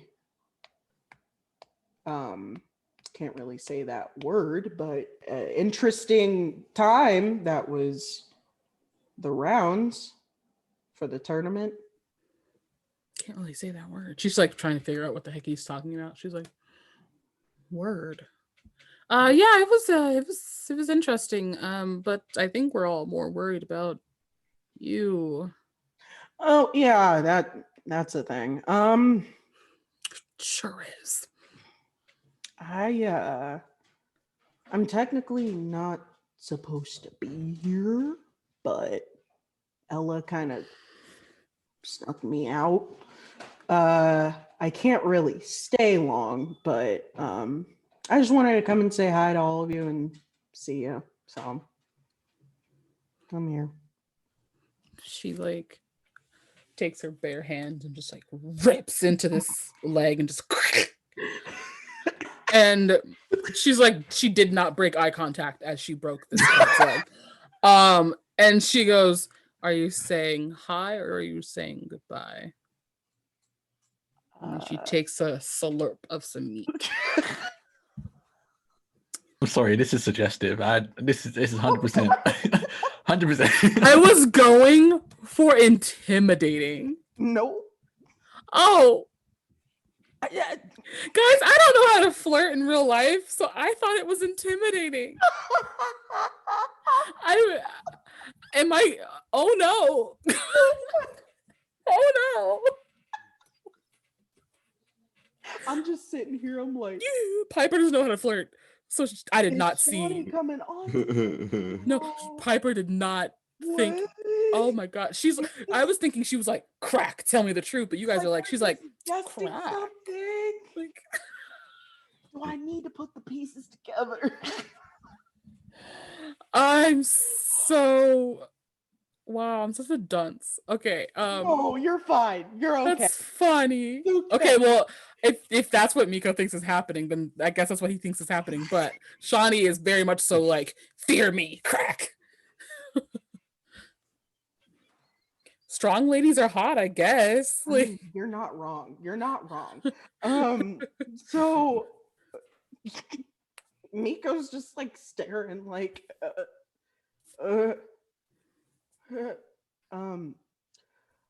hi or bye. Honestly, I don't know. I mean, it could be goodbye at any moment, apparently. So I don't know. Yeah. and she takes his crab leg, still oblivious, I guess, and cracks his as well, and hands it back. Sorry, I didn't get any butter. I kind of just stole it from Jaren and walked off. Wait, Jerem make crab legs? Yeah, I was not expecting him to do anything. He even like apologized for not having a dish prepared already. What? Yeah. What happened Yeah. while I was gone? I don't a lot. Namdi got mad at us. What? Yeah, he didn't smile for like 5 minutes. Oh. It was a lot. Oh. And then Musa totally like sucked an entire human being into his skull. And y'all are still in the tournament? Yeah, and then I broke the stage. Okay. So it'd be great if you she like gets like teary-eyed because she hates death. She's like, it'd be great if you could live and stick around and be our friend. Yeah. She sobs a little. So at that point, Miko's just gonna kind of pull her into a hug. Okay, while he's hugging her, she's still gonna slurp her crab. He's slapping into his ear now. This is too much. Oh my god! And then as soon as Miko hears the slurping in his ear, he's like, "Oh my god, okay." Is it good? Yes, actually, it is delicious. Honestly, it slaps. Oh. Yeah. Sorry about the tears. No, don't apologize. You wanna like go on a walk or something? She looks at her shoes. We can go for like a couple minutes. Okay. If as soon as my feet hurt, I'm gonna ditch these heels. So I'll judge you. all right. Okay, let's go for a walk. So yeah, he stands up and he holds a hand out to you. She like that, and then she gets up. So Ah. the three of you that are If we go back to us, yeah. I yeah, think Inandi's what are like, y'all doing? Like- What are y'all Inandi's doing? like, oh, it's going well, I guess. I guess I owe you a tenner, man. This whole time they've been betting on whether or not it's actually going to work out, and Inandi's like, Wow. if you agree, obviously I'm not going to push it on you, but No, I think that's really funny. That's like so funny. Jaren heard that comment about his crab legs, so he's trying not to look a little petite.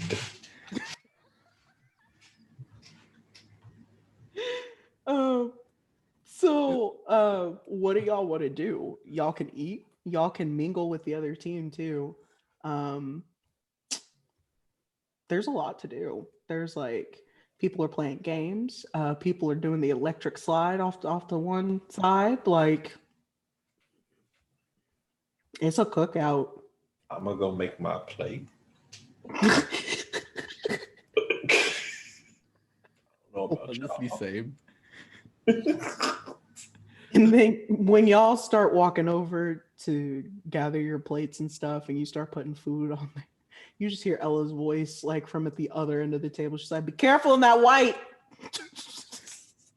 I don't look at Musa and like Jeremy like, no, And then why like a did you group wear of white? people, What's going on? sees what like she's talking about, and they're like, "White, really?" And then they like just start making comments and stuff, and then it's like, "Oh, but y'all look good though." Thanks. I mean, she's got a point. As he's putting like chicken onto his plate, she's got a point. Like, you can't be wearing white. It's just like, hey, Jaren, I don't know what they talking about. We fresh, man. Exactly. Sounds like a bunch of haters to me. Yeah. Oh And my then god. 808's doing his thing at the grill, and he looks over and he like waves at y'all, and then goes back to grilling and stuff.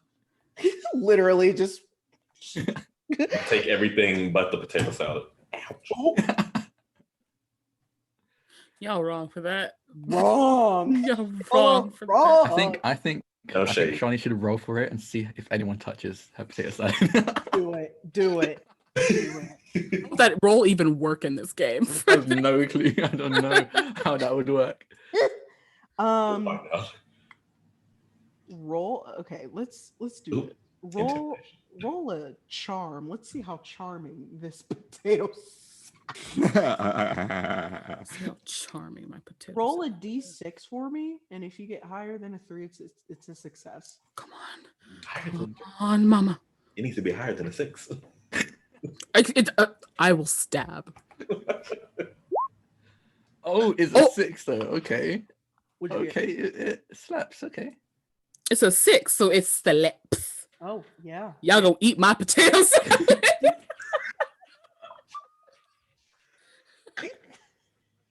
The gods have spoken. Eat I'm my gonna get like a potatoes. whole spoonful. I'm gonna get a plastic spoon and I'm gonna get like a spoonful and just like set the spoon on my plate. I'm just Salad in saying. there. According to my role, it's the lips. So Think- because she rolled a very good success. When people see Jaren put a spoonful, they start looking over and like imagine in this like cartoon-esque way, all of these black people just kind of like staring at this one dish, and they're like, do we dare try it? And so like one of them just slowly like goes over there and just starts like scooping it on there. Then suddenly the next person does, and then the next person does, and then pretty soon the dish is completely empty. So Listen, I'm just saying, my potato salad is not that high V brand potato salad. It is Black made potato salad. Black Black made. made, black owned. Black owned, Black black, made, black seasoned, black like You make some this year, I'll try it. The potatoes came from a garden grown by a black person. Black, black So and you know black. the good. the Black Garden of Eden. That's where it came from, and you shall all devour. Potato salad. Oh my Oh, gosh. good. So, as this cookout keeps going, y'all have a good time. You eat and you have conversation, and everyone's enjoying themselves. And like, Shawnee, you came back with Miko a little while later, and like, y'all got your plates and stuff. What happened on that walk is your decision. Because you are the player and consent is very important, and I don't want to like assume anything happened. But no, not like that. No, I was just thinking, what would have happened? So yeah, y'all are eating, having a good time, and then y'all eventually start like dancing and like doing electric slide and stuff. And I feel like, correct me if I'm wrong, Rox, but I feel like Jaren is like just staring at everyone doing the electric slide. Or does he join in? Oh no, he would certainly like sit on the side. Yeah, no. So I'm assuming everyone else is dancing, or are y'all Yeah, Namdi would Absolutely. dance. okay. Okay. So Jaren, while you're sitting off to the side, Dax kind of comes over and Set yourself up. he's wearing the complete opposite of you. Like he's wearing like a green kind of button down plaid shirt, and he's wearing jeans, and he's wearing like, just nice tennis shoes, and he kind of just sits down next to you. So you enjoying yourself?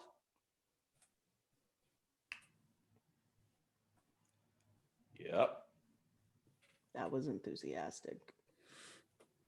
Do you need something? No, I just wanted to sit next to my brother. Why don't you go out there and dance? You're always good at dancing. I don't feel like it, honestly. I'm actually about to leave because I'm exhausted. So, and he takes a minute, and like, there's this very like uncomfortable look on his face. I just want to say that and he struggles for a second, and he's like, you did a good job today. Did you almost die there? A little bit. I can tell. I'm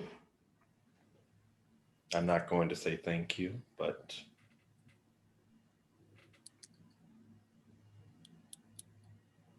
it's appreciated. That's still a thank you.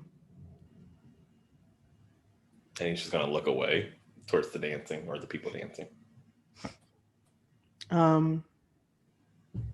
Also, you should probably know that Mom and Dad are going to be there tomorrow night.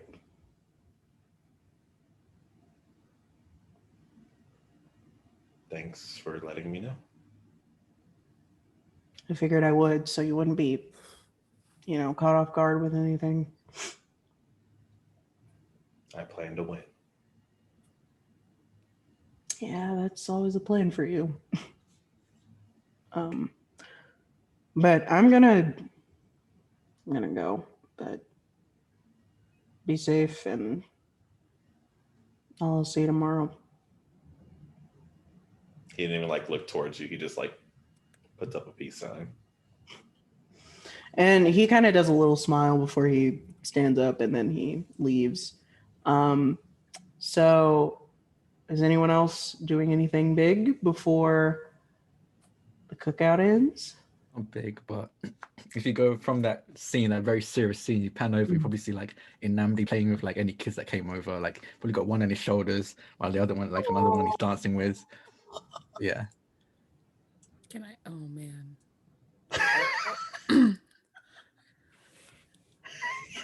I'm curious now. What do you want to do? Sean. Oh man.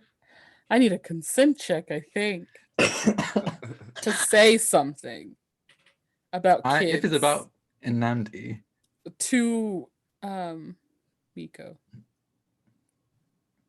Hmm? Yes. Oh, yeah, that's fine. Okay. Because Shawnee's a goofball, she sees Namdi having fun with the little BBs, and then she like points at them and she goes, "That could be us, but your heart's playing." So. And then she just like shoves potato salad in her face and like walks. She's just saying she likes him. They could have gone on dates. They could have met and got married in 8 years or whatever. And as Shawnee walks away, he was like, you about to get kissed tonight if you didn't bring that potato salad. Don't talk about potato salad. Brought that potato salad. Coming at me about potato salad. So, if nobody else wants to do anything, Bab, do you want to do anything? I think Moose is gonna take his first bite of chicken and actually spill some barbecue sauce on his white outfit and ruin it. Yeah. That's what he's done. All It right, had to happen. white robe. It had to happen. But it was worth it because 808 threw down on that grill. He made It some was worth bomb it. brisket. The sacrifice we're willing to make, Yeah, it was a necessary evil, but I have ruined my outfit. This is That the was prime right. example of how players are they cause their own troubles. Oh, They inflict their own Literally. pains on themselves. oh my Peter's about God. to let your clothes go free, but you're like, nah, I need to suffer. Ella's like, get the Tide pin, get the Tide pin. Get it. Okay, so I am going to leave this decision up to y'all. So, because unfortunately this is coming to a close, would you all like to actually battle out this last round, or would you like me to tell you what happens? Ooh. I think I would like to battle out the round, but I feel like if we did battle out the round, Shawnee would give this chance to Namdi. Okay. Yeah, I'd be down to battle out the round. Okay. She'd be like, "We messed it up the first time." We really did. We really did. Yeah, we can battle out the round. Okay. Yeah, we can battle it out, but still, we will jump in.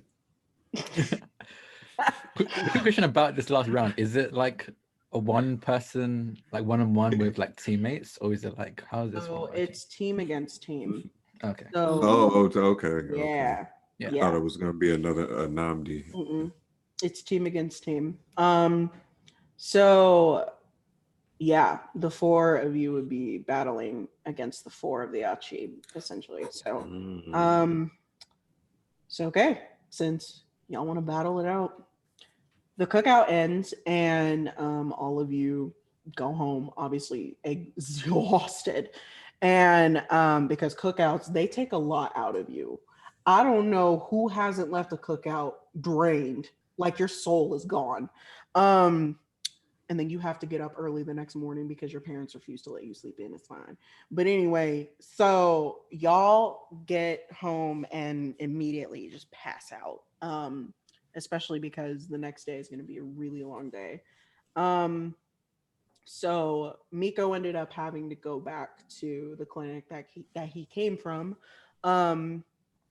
because towards the end of the night he started to not feel so great, and so he had to leave. But he kind of gave all of you like a little token of appreciation.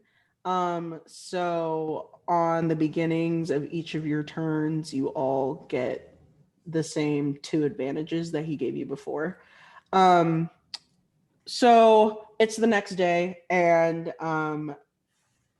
the air is very tense.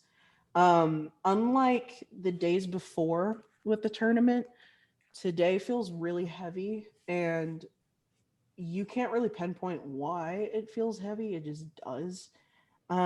It's a little bit harder to get hype for this today. And you don't know if it's because of the exhaustion from the cookout the night before. You don't know if it's because, it's the final round and y'all are getting nervous. You don't really know what it is. So y'all are in your practice room, and Ella walks in and she's like, "So, is everyone ready for today?" As ready as we can be. Yeah. Yeah. I think so. Good. Well, Miko sends his wishes to all of you and all the luck in the world. He'll be watching from his bed. So yeah. Do you all need anything from me at all? Nope. No. Okay.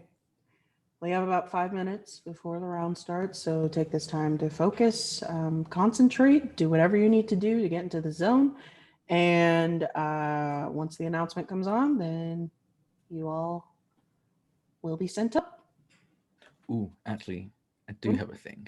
Yeah. Were there any leftovers from the cookout? Yes, actually. Can you say Right now? Not right now, but like just can I Oh I got a yeah, container yeah, that we yeah, can just yeah, like yeah, yeah, go. yeah, yeah, yeah. I got you. I can give you a couple plates. Yeah, I got you. Yeah. hmm Any other questions? Okay. Well, good luck to all of you. It has been a pleasure meeting all of you, regardless of what happens. You all are champions. And I know that's cliche, but it's very true. You're here for a reason. So um, good luck and do your best. And she leaves, and y'all have about 5 more minutes to kind of prep yourselves mentally, physically, emotionally, however you need to. Um, Is there any last minute conversation that you want to do before the final round? If so, then you can do it now, or we can go right into the round. I'm good. We getting into this. Yeah, I think everyone's just like in the zone. Everyone's like just in their own zone, trying to get prepared for it. Cool. So the announcement finally comes on, and everyone is sent up to the stage. Now, because Shawnee's little accident with the stage, it was repaired as if nothing ever really happened. Only this time, it's kind of morphed into like a different shape. It's think of Legend of Korra and that battleground where they have those tournaments and everything. It's very circular, and the crowd is surrounding it this time. Um, and so y'all kind of walk up to this circle, and as soon as y'all get off your paths from backstage, they disappear and they kind of like uh, descend down into the ground. Um, so it seems like the lights are brighter than usual. The crowd is like super like it's just electrifying almost. And it kind of contradicts how you're feeling. That heaviness is still there. And it really hasn't hit you that this is the last round. At least not yet. And so you look across and you see your opponents, and you see Panther, who wasn't there at the cookout, which is still kind of weird. Um, you see Nyangoma, you see Bonji, you see Dax, and they're all in different variations of red and black now, not their usual suits that they wore. It's a lot nicer, it's a lot cleaner, and they almost have an air about them that they know they're gonna win, but who knows?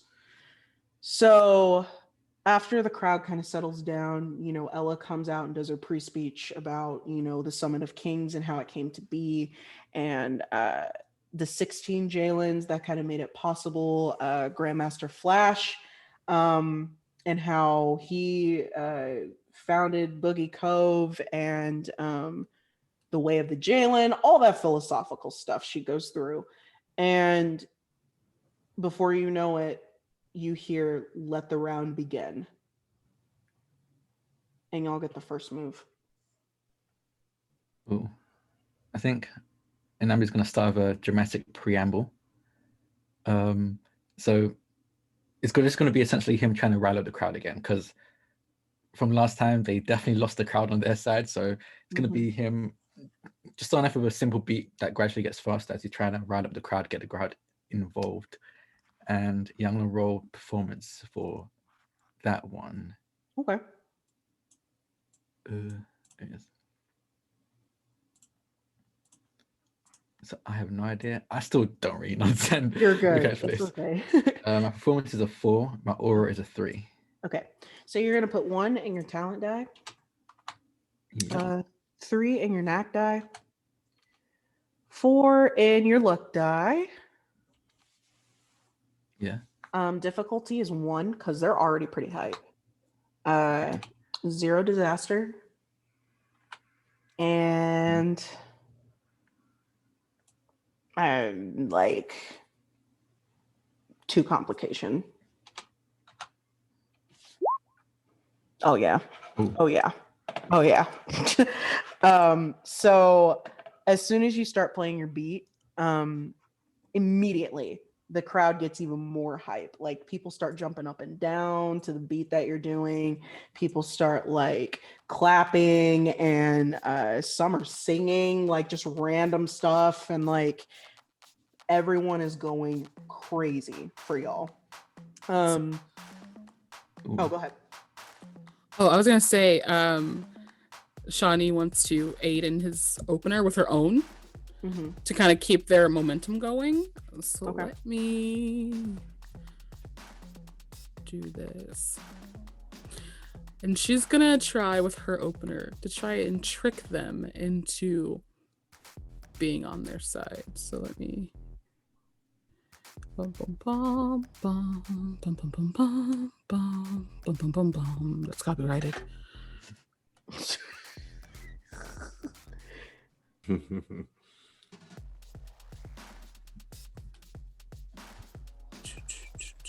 Difficulty?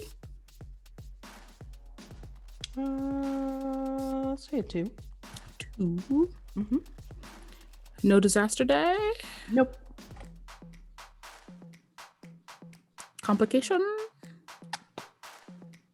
Mm. 3. Boom, boom, boom, boom, boom, boom, boom, boom, Hey. boom, boom. Okay, cool. So as he's doing that, she starts laying on some lyrics that definitely match his beat, the beat of his drums, if you will.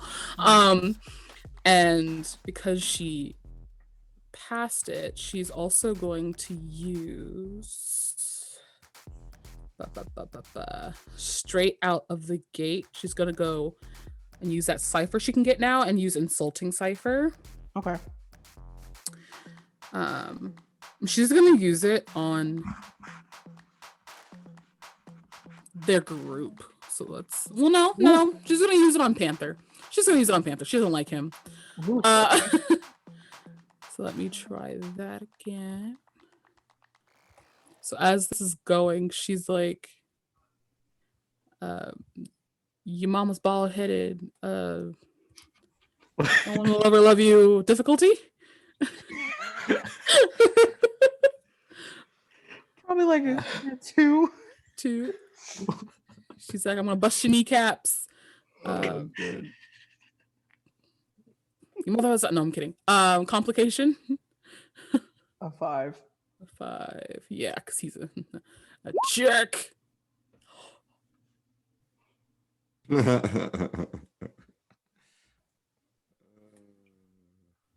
Yeah, so she steamrolls his entire confidence wall. Whoa. Basically, she starts going, and then she's with his drums, and as they keep going and going, she switches over to her like metalhead persona, and that just like figuratively breaks his kneecaps.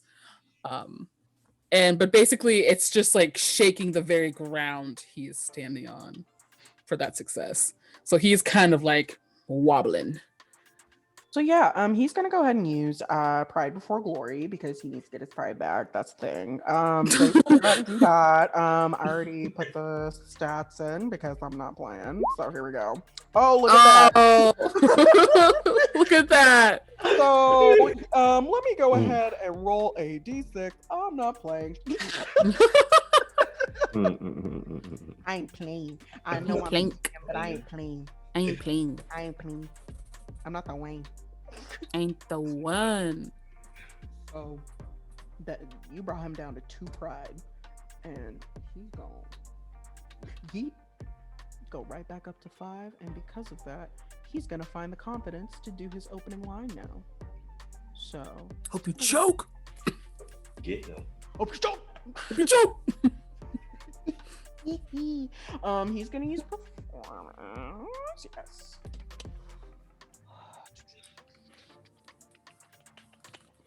And he's gonna use it against Namdi. Namdi's just his target. Like Shawnee did all that to him. He was like, okay, you ain't He's my focus. intimidated. He's intimidated. He's like, okay, you ain't my focus. He's intimidated. So Namdi, how would you rate this difficulty of him swaying you with an opening line? Well, I have no clue how to do this. Well, like just on a scale of 1 to 5, it doesn't like take any certain like how hard would it be to sway? 3? See my beautiful butt. You're at the 3, other- yeah. Look where it's pointed. Oh, sorry. Did they see And what is your armor? their butt? Mama's 3. Number 3. Destroy. Ooh. Wait, where's the? So that opening line. Oh, there it is. Oh. Oh. Oh.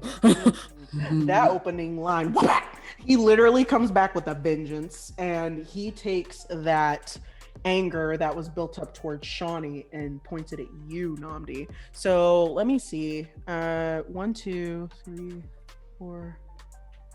And how much pride do you have? 6. He takes you down. I didn't even get to do my opener. Whoa! Wait, hold on. Out of that, 2. 3. Okay, so yeah, it'd be 3. Never mind. It's 3. So he takes 3 of your pride. Okay. I mean, And I was like, Can oh. I he can just I starts. follow up? Yeah, sure. Absolutely. Yeah, because okay, so with dramatic preamble, I'm allowed to follow straight afterwards with an opener and automatically get 2 successes, because I succeeded with the dramatic preamble. Mhm. So I mean, after that, I kind of have to respond to that one. See, I'm gonna go an opening line. Yeah, I'm gonna go performance again. Okay. Let's see if I remember everything. So it's 1 talent die, Mm-hmm. 3 neck, Mm-hmm. 4. 4. Mhm. 4? Okay, 4 luck. I have no idea from it. 0? 4 difficulty. Oh, 4. Okay. How many disaster? No disaster. And complication. This is that panther. So I'm Actually, assuming wait, 5. wait. Never mind. Yes. Complication. 5. I don't even know why I keep Yeah. hesitating for that. Ooh. Ooh. But I do have 2 successes carried over from my dramatic preamble, so it's a success. You do. So that's 5. Yep, 5 over 3. So how do you want to attack him? I think again it's the beat of the drum this time. He's a bit more serious this time. He just makes direct eye contact with Panther and just keeps drumming faster and faster. He starts like heating up, and even Panther's like feet start to burn up as well, as if his shoes were like the ground beneath him was starting to catch fire. Mhm. And yeah, I'm gonna stop there. Let everyone else get done. Okay. Okay. So, because of the positives that you rolled, well, How many actually, launches? that's just one. So, you brought his pride down by one, but his armor his armor is 2 now, I think. Yes. Yes. How does the armor stuff work? So, Does my armor go down? So yeah, Or- yeah, yeah. So you basically do the difference between positive and negative rolls. So since it's 5/2, you hit him with 3, and then He also gets a fail. Did you also use insulting cipher, or was that just me? I think that was just I think you. it was you. So Okay, it's so he also gets 1 failure from my success. right. So that takes yes, that takes 1 away from my pride. So you took my armor away and it brought it down to 2. And then for my pride, it's down to 4. So, As he deserves. yes. He deserves. As he deserves. As he deserves. So, as soon as Namdi does that, Nyangoma's gonna go ahead and do some stuff.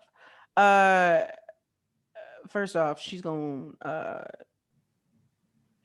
look at Jaren actually. I don't think she wanted to do that. And she's gonna do look into my eyes. We're gonna see how this goes. Let's do.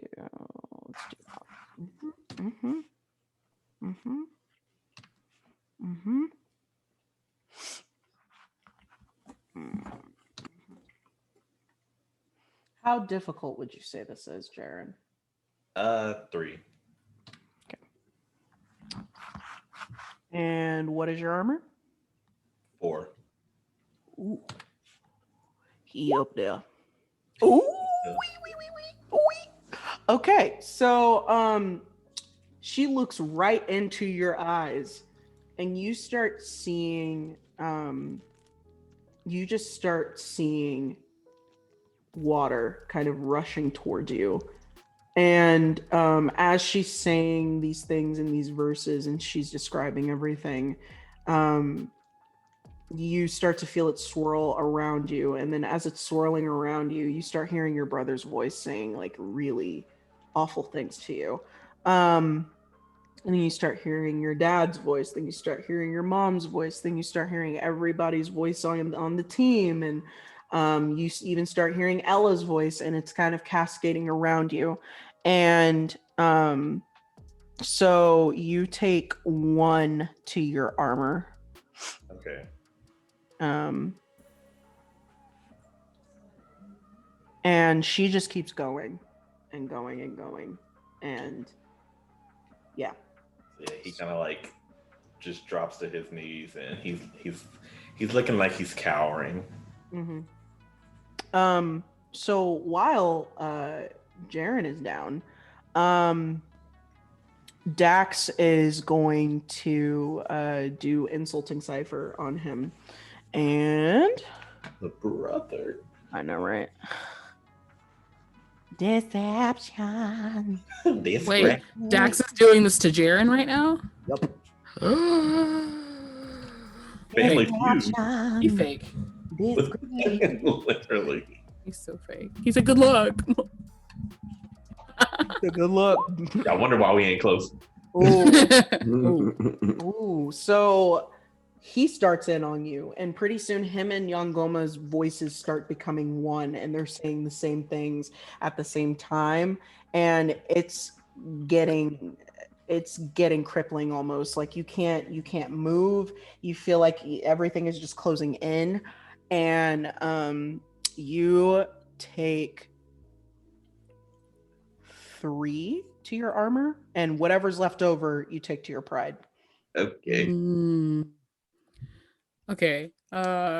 I think Shawnee's gonna jump in here. Yeah, he's starting to cry. He crying now. He crying. Yeah, I'm like, oh I mean, no. unless Musa wants to jump in. Does Musa want to do Yeah, at anything? least does Musa wanna? Yeah, Musa So wants now- to jump in. Cool. Mm-hmm.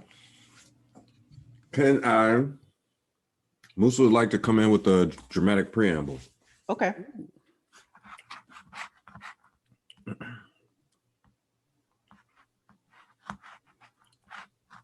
So, I'd like to use my performance. Okay. What's the stat for that? Aura 4, Okay. And what's your aura? 3. Okay. So you're going to take 1 talent die,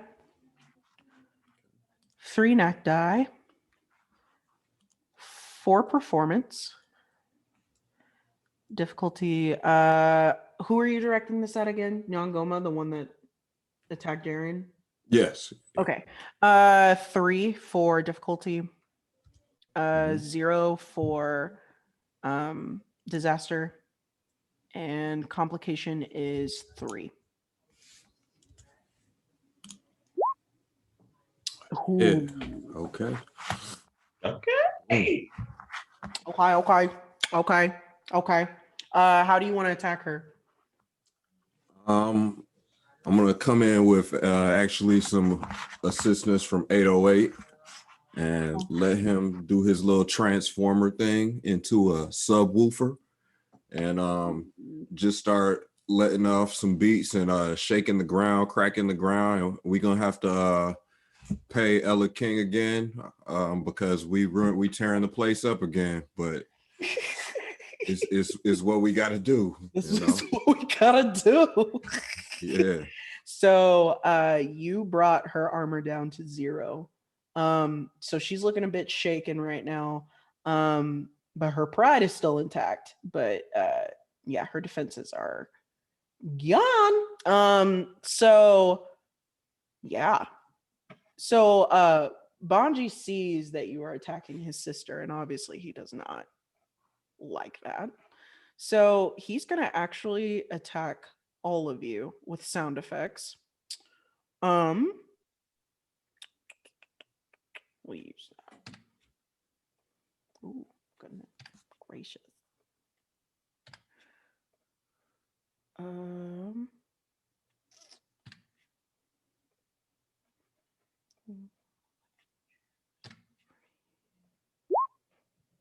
So he closes his eyes, and Bonji kind of just stands there for a second. And suddenly you hear all of these deafening screams around you. All of these people crying out for help. All of these people saying that they're going to get killed, or just really bad things that all of these people are saying. It starts to kind of happen in a cacophony around you. And pretty soon another sound effect adds on to it, and it's the audience booing all of you. In fact, it's the specific situations that y'all were in the past where you flubbed on stage. It's kind of like echoing the sounds of that night or whatever you went through. So that's happening, and each of you take 2 to your armor.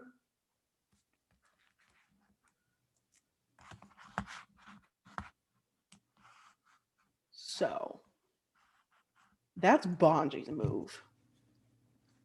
Jaren, do you want to do anything? I'm pretty sure Jaren's only got hit so far. I must say right now he's still in emotional turmoil, so like he's still down right now. For real, okay. Like he's literally just crying on the ground. Okay, I'm gonna use some ciphers then. Okay. Yeah, so I have my passive stage fright going on. So actually, yeah, I need to ask that actually. Is stage fright a thing that would affect everyone or just one specific person? I think it's just one specific person. Okay. Yeah. In that case, because I'm still targeting Panther, that failure that Shani put on him carries throughout the whole battle because of stage fright, and I'm going to add on to it with my own with 5 levels of insulting cipher. Yeah, let's see if it works. Because this guy's armor is ridiculous. But again, I think it's going to be performance, because even though he is targeting Panther, he's also trying to get some emotional reaction out of the crowd. That's all he really is doing. He's trying to make the crowd have fun, even if he himself isn't, basically. But yeah. So let's see if I remember it. 1 talent die, right? 3 knack. 4 luck. 0 difficulty, or is it 2? Wait. Since you're using 5, my god. 2. Disaster dice 0. And complication 5, right? It's 3. 3. Because Okay. y'all brought his armor class. Ooh, nothing happened. Team, you can give him advantages if you want. How do you do that? You just give it to him. Oh, here's an well, how many advantages? Hold on. I have. Is there a limit on the advantages that we have that we can give to someone else? I mean, like, don't go crazy about it, but like you can. I give you all 5 of mine. No, I'll give 2 advantages. So Okay. what does that mean? Does that mean a reroll, or like, how does that work? So, I think we just hang on. 1, 2, 3, 4. Because I've got a lot of advantages. I think it's just the successes that was not so giving. Oh. So yes, you can roll again. Okay. But you can add the advantages to your luck die. So it's right there. Okay. Well, in that case, no, I have... literally, I just saw it. That's why I was like, I know, that's why I'm saving my other 3, because I'm gonna like. Well, in that case, can I use my other advantages? Because I've been stockpiling them and didn't realize. By all means. I have 2, 4, have a lot. 5, 7. I have 7 leftover advantages from the previous attack. What is a professional unique special? What's a profession unique special? So, profession you don't have to necessarily worry about because your profession is y'all are Jalen's. Okay. Unique and special aren't necessarily like important to Summit of Kings, but it's more for other games in the Swordsfall universe. So I wouldn't necessarily worry about that. Okay. Yeah. I'll reroll then. So talent die. Now that I can add 2, right? To the luck die. So To luck die. Okay. yeah, Still so- 1 talent die. Still 3 knack. And And then luck die would be 6. 6. Give you 2. Okay. 0 difficulty. I said 2. 2. Yeah. Okay. 0 disaster. And 3. 3. It went worse. Ooh, damn! Shawnee fucked me up, you know. So when you do this or attempt to do this, suddenly the Achi kind of step back from Panther and he sees kind of the flub that you just made. It shows on your face and he takes that opportunity. Only he doesn't use ciphers. He doesn't use special moves. He doesn't use things like that. Suddenly this man has this black aura around him and his eyes go black and he opens his mouth and there's like a black almost kind of void inside and there's this black energy coming out of his ears, there's this black energy coming out of his hands, and suddenly you start feeling the stage start to rumble, and pretty soon the audience is starting to freak out, and the entire Boogie Cove starts to tremble, and like stone is kind of falling from like the ceiling of this cove, and everything is just starting to cave in. And you're staring at Panther, and it's terrifying because he's starting to convulse, and this energy is starting to come out even more. It's almost as if it's like splitting him apart.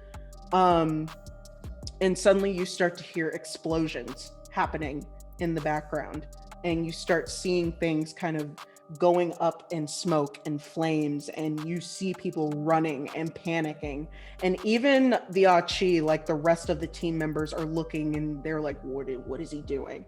And suddenly you see Ella, she starts running off stage, and she's like, come on. And then suddenly you see the rest of the Achi run off stage, and Panther is still like levitating in the air. And then suddenly everything goes dark, and you all black out. And right before you all blacked out, it was like this bright light that just took up everything. Everything was white. You couldn't see your surroundings anymore. And then suddenly it just cut off. After what seems like years of being asleep, you wake up in your homes, and it's quiet. It's almost too quiet, but there's not any immediate danger. And you look around, you don't really see anything out of the ordinary, but you still feel kind of the ache of what you just experienced, right? No, it was probably 2 days ago that this happened. And confusion starts to seep in, and hesitation and almost fear, because all of you saw what was going on. You'd never seen anything like that before. And you don't know if anyone was hurt. You don't know if anyone was killed. You don't know what happened to Panther. And then you look over on your nightstands or your dresser or what have you, and you see a similar envelope that's gold that was very similar to the ones that you got as invitations. Only this time it doesn't have anything on the front, and it's a little bit bigger. Do you all want to open it? Yeah. Yeah. Good. So you open it, and there's this image of a man, and the man that you see before you is Grandmaster Flash. Very similar to how Ella did in the beginning. It's a little hologram of him, but you faintly remember a very brief blip of a memory of Flash being there right before you passed out, as if he almost intervened with what was going on. And you see him, and he says, "Congratulations, Eternals. You have been crowned as the champions of the Summit of Kings. Not only did your team display collaboration, but also patience, courage, and craftsmanship. On each of your fingers is a ring that signifies your win, and just shortly, a medal will be sent to your respective homes. Until next time, stay safe, and congratulations again." And you would think that you would feel joy in this moment, but it's just so coated by confusion that you're just like, I don't even know if I can accept this. And when you look down on your fingers, you see a beautiful golden ring that has like a dark burgundy gem on the inside of it. It's almost like the colors of Tycor. And on the side is the inscription, Summit of Kings Champion, the Eternals, and then it has your name on it. The weight of this ring feels a little heavier, and it almost doesn't seem right to have it on. From that night, you know that there's like a certain darkness of Tycor that a lot of people don't like to talk about, because Tycor is the kind of world where things are supposed to be harmonious, things are supposed to be great, and they are. People are prospering, but there are still people that are going to do what they want to do because they can do it. And that's exactly what Panther did.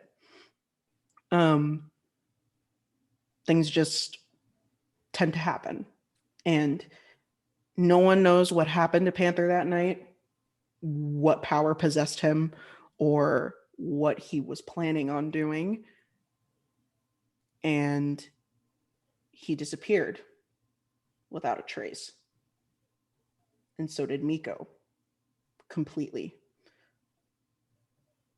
Your champions now, and the entire world of Tycor is just out of your reach. And as you all continue staring at your rings, lost in thought and confusion, a sudden chill just kind of lightly touches the back of your neck. He's here. A whisper says in your ear. And then a faint growl can be heard outside of your doors.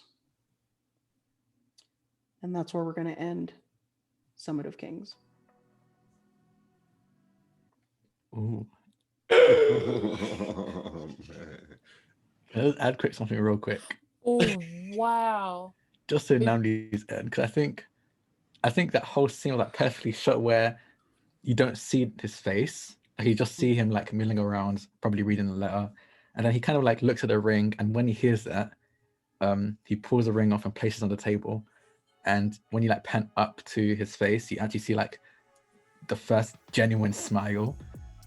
Like I think when you see that smile, you realize like all the smile he's been holding the whole entire time wasn't genuine. It wasn't like a real thing. And this one, he's actually kind of scared but excited at the prospect of what could be behind that door. And that's Nandi's reaction to that. A little crazy. So, yeah. Well. So that was Summit of Kings. Oh my. Oh my. This was a lot. This was a lot of fun. Oh, it was so much fun. When you were like, Panthers basically exploding, I was like, well, if anyone dies, we automatically win. That was the first thing Shawnee thought. I mean, it's true. No, Shawnee was like, I don't want it to happen, but if it does happen, oh well, we win. I mean, oh my gosh. Well, that was the campaign. Thank you to everyone who tuned in for these past like 3.5, 4 sessions. We really appreciate it. And a special thanks to the Fulton County and Arts Center. Oh my gosh, I always mess it up. But thank you so much for sponsoring this this wonderful campaign. We really couldn't have done it without your support. The Fulton County Arts and Culture Center. Yes. So yeah, a huge thank you to them for providing Dot with this opportunity. We really appreciate it, and we are very thankful for that. Another reminder to look at the Atlanta Solidarity Fund. That is a big thing. I've been stressing that every single campaign. It's for an important cause, and it would mean the world to a lot of protesters out there, especially for the Black Lives Matter movement that's been happening. So yeah, please check that out. Donate, share, tell your friends if you can, tell your families if you can. And a huge shout out to Swordsfall. Brandon, thank you for lending us your baby, and thank you for trusting me at GM with it, and thank you for trusting the players with it. We appreciate you so much and everything that you do for the Black gaming community. You're wonderful, and we thank you so much for this. Please look at the store and buy things. Drift of Dreams just came out, and also Melanin and Mex just came out as well, which is a gorgeous coloring book. And Drift of Dreams is a gorgeous graphic novel. So yeah, please check out those things. Use my code. You know what it is. Burrito, 3 E's. All caps. I'm gonna just say it once this time. So also, Dot, thank you for letting all of us do this and doing the tech and doing the things while you're doing a million other things. You are amazing. You are a superhero, and you are wonderful, and you deserve a break. And and we love you so much, and thank you for everything that you've done for us. And thank you for using those funds to further the TTRPG universe and make it accessible to people. This is exactly what we need right now, especially in the times that we're having, and especially to tell stories like this too. So thank you for letting us use this platform. Thank you for letting us use your platform to do this. So yeah, I think we're probably just gonna wrap up. Follow everyone on the screen on Twitter, and not just follow, actively support them in what they're doing. They are wonderful people. They are doing amazing things in the TTRPG universe, the LARP universe, the content creation universe, all the universes.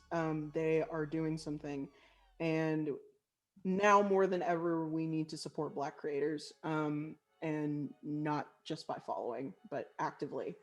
Sharing their stuff, commenting, supporting them monetarily, and things like that. So yeah, please put the work in, and we will do the same. This has been great, and I have been honored to be your GM. Thank you all for playing, and we will hopefully see you all in other streams and other things. So yeah, have a Quickly good rest plug, of your night. because it's something I definitely want to plug. Oh yeah, plug it. Yeah. So I'm the co-founder and event organizer of a TTRPG channel called Friends Roll Dice. Friends Roll Dice on Twitter, and we're doing a 10-hour charity stream on this Sunday, where we're going to be playing a bunch of indie TTRPG games to raise money for the Philippines. I don't know if you heard, but they recently got hit by a ton of typhoons, one of which being the biggest typhoons ever hit in recorded history. So we're trying to raise money for that. So just check us out. It's going to start from 12 p.m. Eastern to 10 p.m. Eastern on Sunday, November 29th. So we just announced the first game. It's a lot of fun. It's called Everyone is Scarjo, because Scarlett Johansson has played some roles that she really shouldn't have. So we just decided that everyone else should play the role of her. So yeah, it's great. I had too much fun with that. So really check it out. It's a lot of fun. It's going to be great. We're going to be announcing other games that are going to be involved throughout the week. And that's going to be a month-long charity event. So we're going to have a bunch of other 2-shots, 1-shots going on throughout the month of December to raise money for them. So yeah, check us out. It's going to be great. Donate if you can. If you can't, tell friends you can.